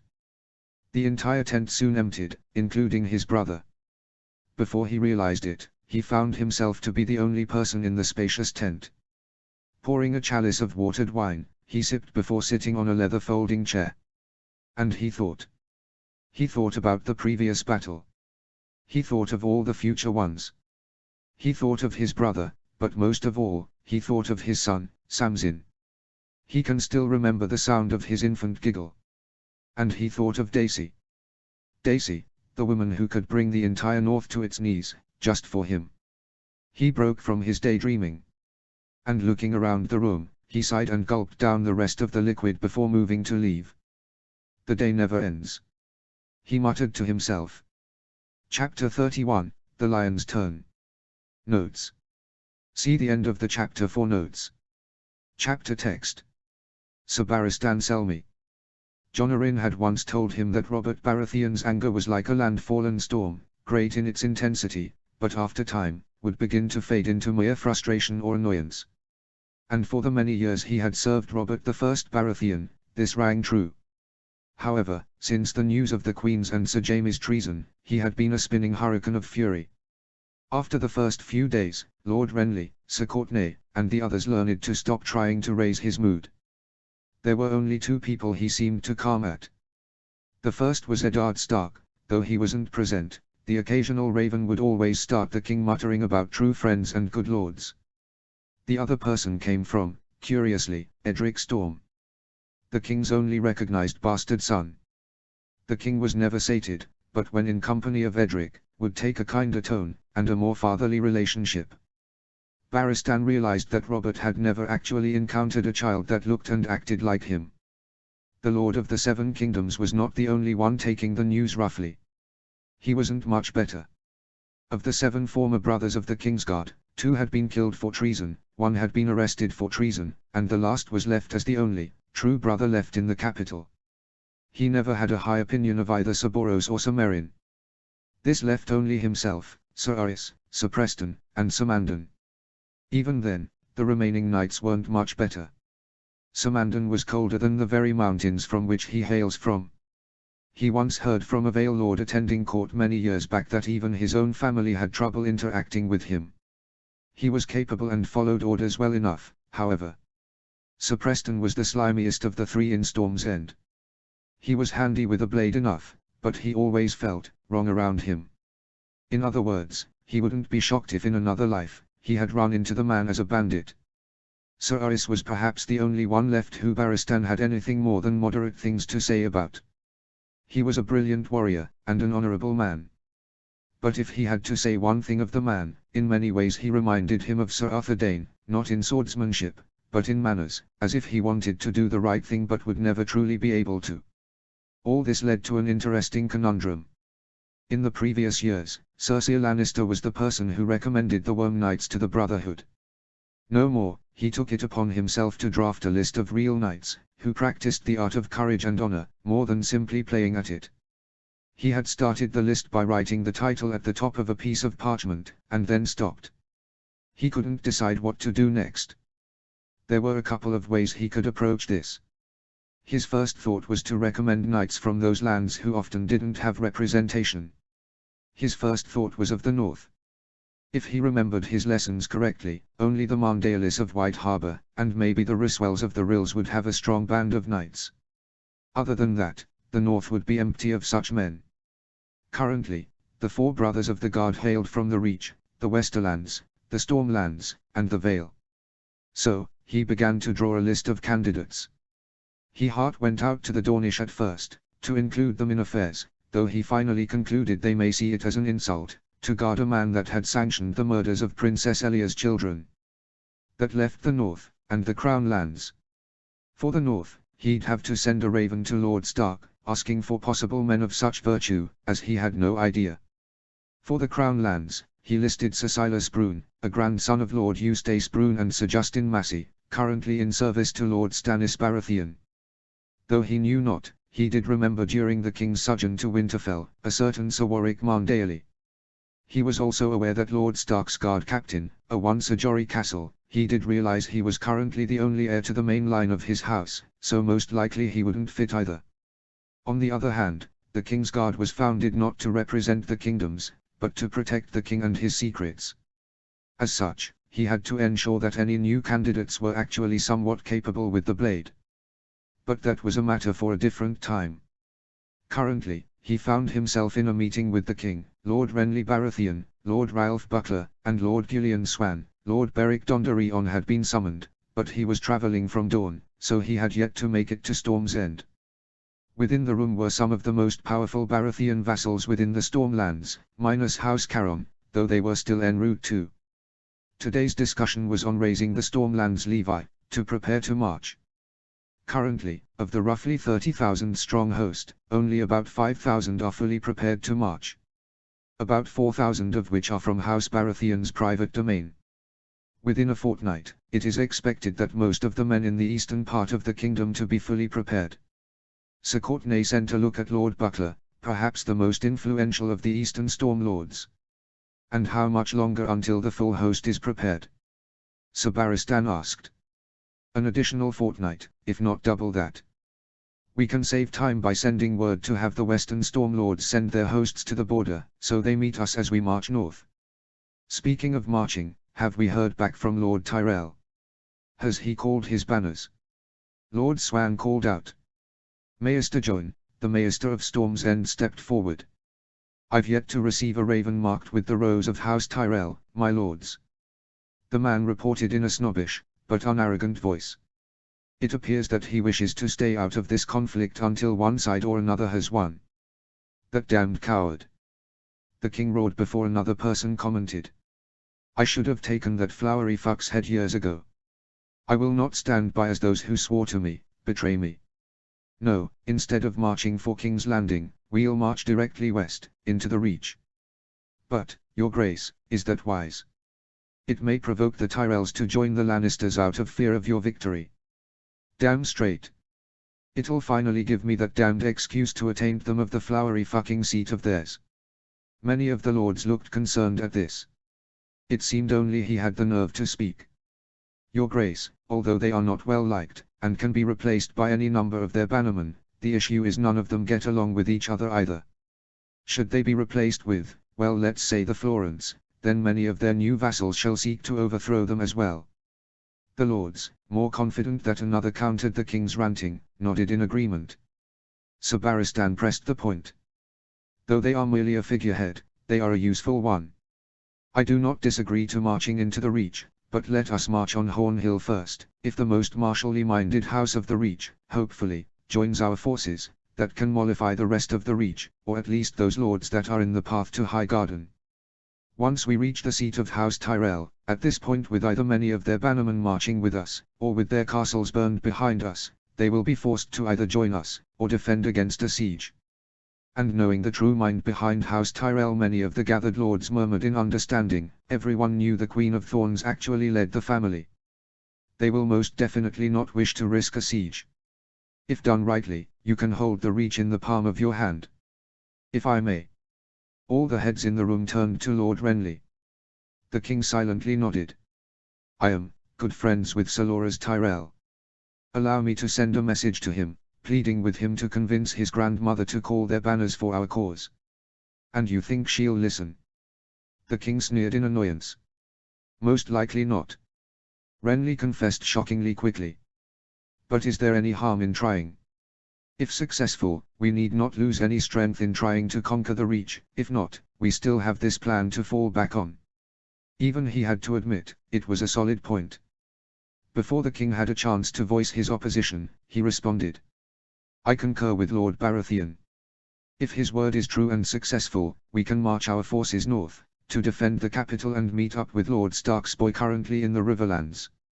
If not, we can march west. It will not assist the Stark front, but it will not hurt them. Seeing many of the Stormlords agree seemed to mollify the king at the moment at least. Very well, damn you. Send the damned Raven brother. He turned and walked out the door. And then join me in the yard. He shouted, ordered, as he walked away. Sir striding after him. Tywin Lannister. Tywin was barely holding in his anger. He was in the middle of a meeting with some of his bannermen when a messenger was let through. They were still camped outside the walls of Riverrun. Normally, the castle would fall fairly easily. Unfortunately, the command of Riverrun was apparently left with Lord Tytos Blackwood. A far better commander than Edmure Tully in every respect, and a better defensive commander than Hoster Tully. His lords were just discussing possible plans for the Riverlands when the messenger entered and shared the news that his loyal dog had been defeated, by a boy who was greener grass, or so he had thought. He had recently sent Lord Brax, Sir Forley Prester, and Sir Adam Marbrand to occupy Harrenhal. Though he had many vassals with him, the most senior with him now were Lords Lewis Leiden, Damian Serret, and Roland Crickehall, along with his son Sir Lyle Crickehall and Sir Harris Swyft. How could this have happened? Sir Harris exclaimed in an annoyingly panicked tone. He chose to ignore the man and instead, focus on questioning the footman. Who did you serve under? I answered to a man named Chiswick. I did, me lord. The man barely stuttered out. Tell me how the battle went, this battle in the Blackwood Vale. Well, me lord, we was outside that Raven Castle when we was called to mount and march. I don't know much, I don't, but Sir Gregor ordered us to charge after a retreating group of river horsemen. He did. I remember the man, Chiswick, questioning Sir Gregor, but the mountain just slapped him off his horse. He let out an annoyed sigh. Sir Gregor was a powerful tool, but he was a mad dog at best. What next? The next thing I know, the riverman broke, and we thought we was victorious, we did. Until. Then we heard them horns. All of a sudden, horse surrounded all of us. We watched as the mountain was brought down and eventually killed. We broke soon after that. Who killed the mountain? I don't know, me lord, truly. But I remember the banners clearly, I did. I remember seeing a red man on dark pink, a bear on a green forest and a wolf on white. The footman looked up in surprise. I me lord, how? That's enough, get out. I don't want to see you again. The man practically tripped over himself trying to get out of the tent. Lord Crickehall was the first to speak. So, House Stark has officially joined in. Of course they did. Only I expected Sir Gregor to not fall for the clear trap of a green boy. Lord Leiden spoke next. What do we know of this boy? Only that he's Lord Stark's heir. What is his name? Robb Stark. His name is Robb Stark, named after that buffoon who was stupid enough to believe those rumors. Even then, some in the tent gave scared glances to one another.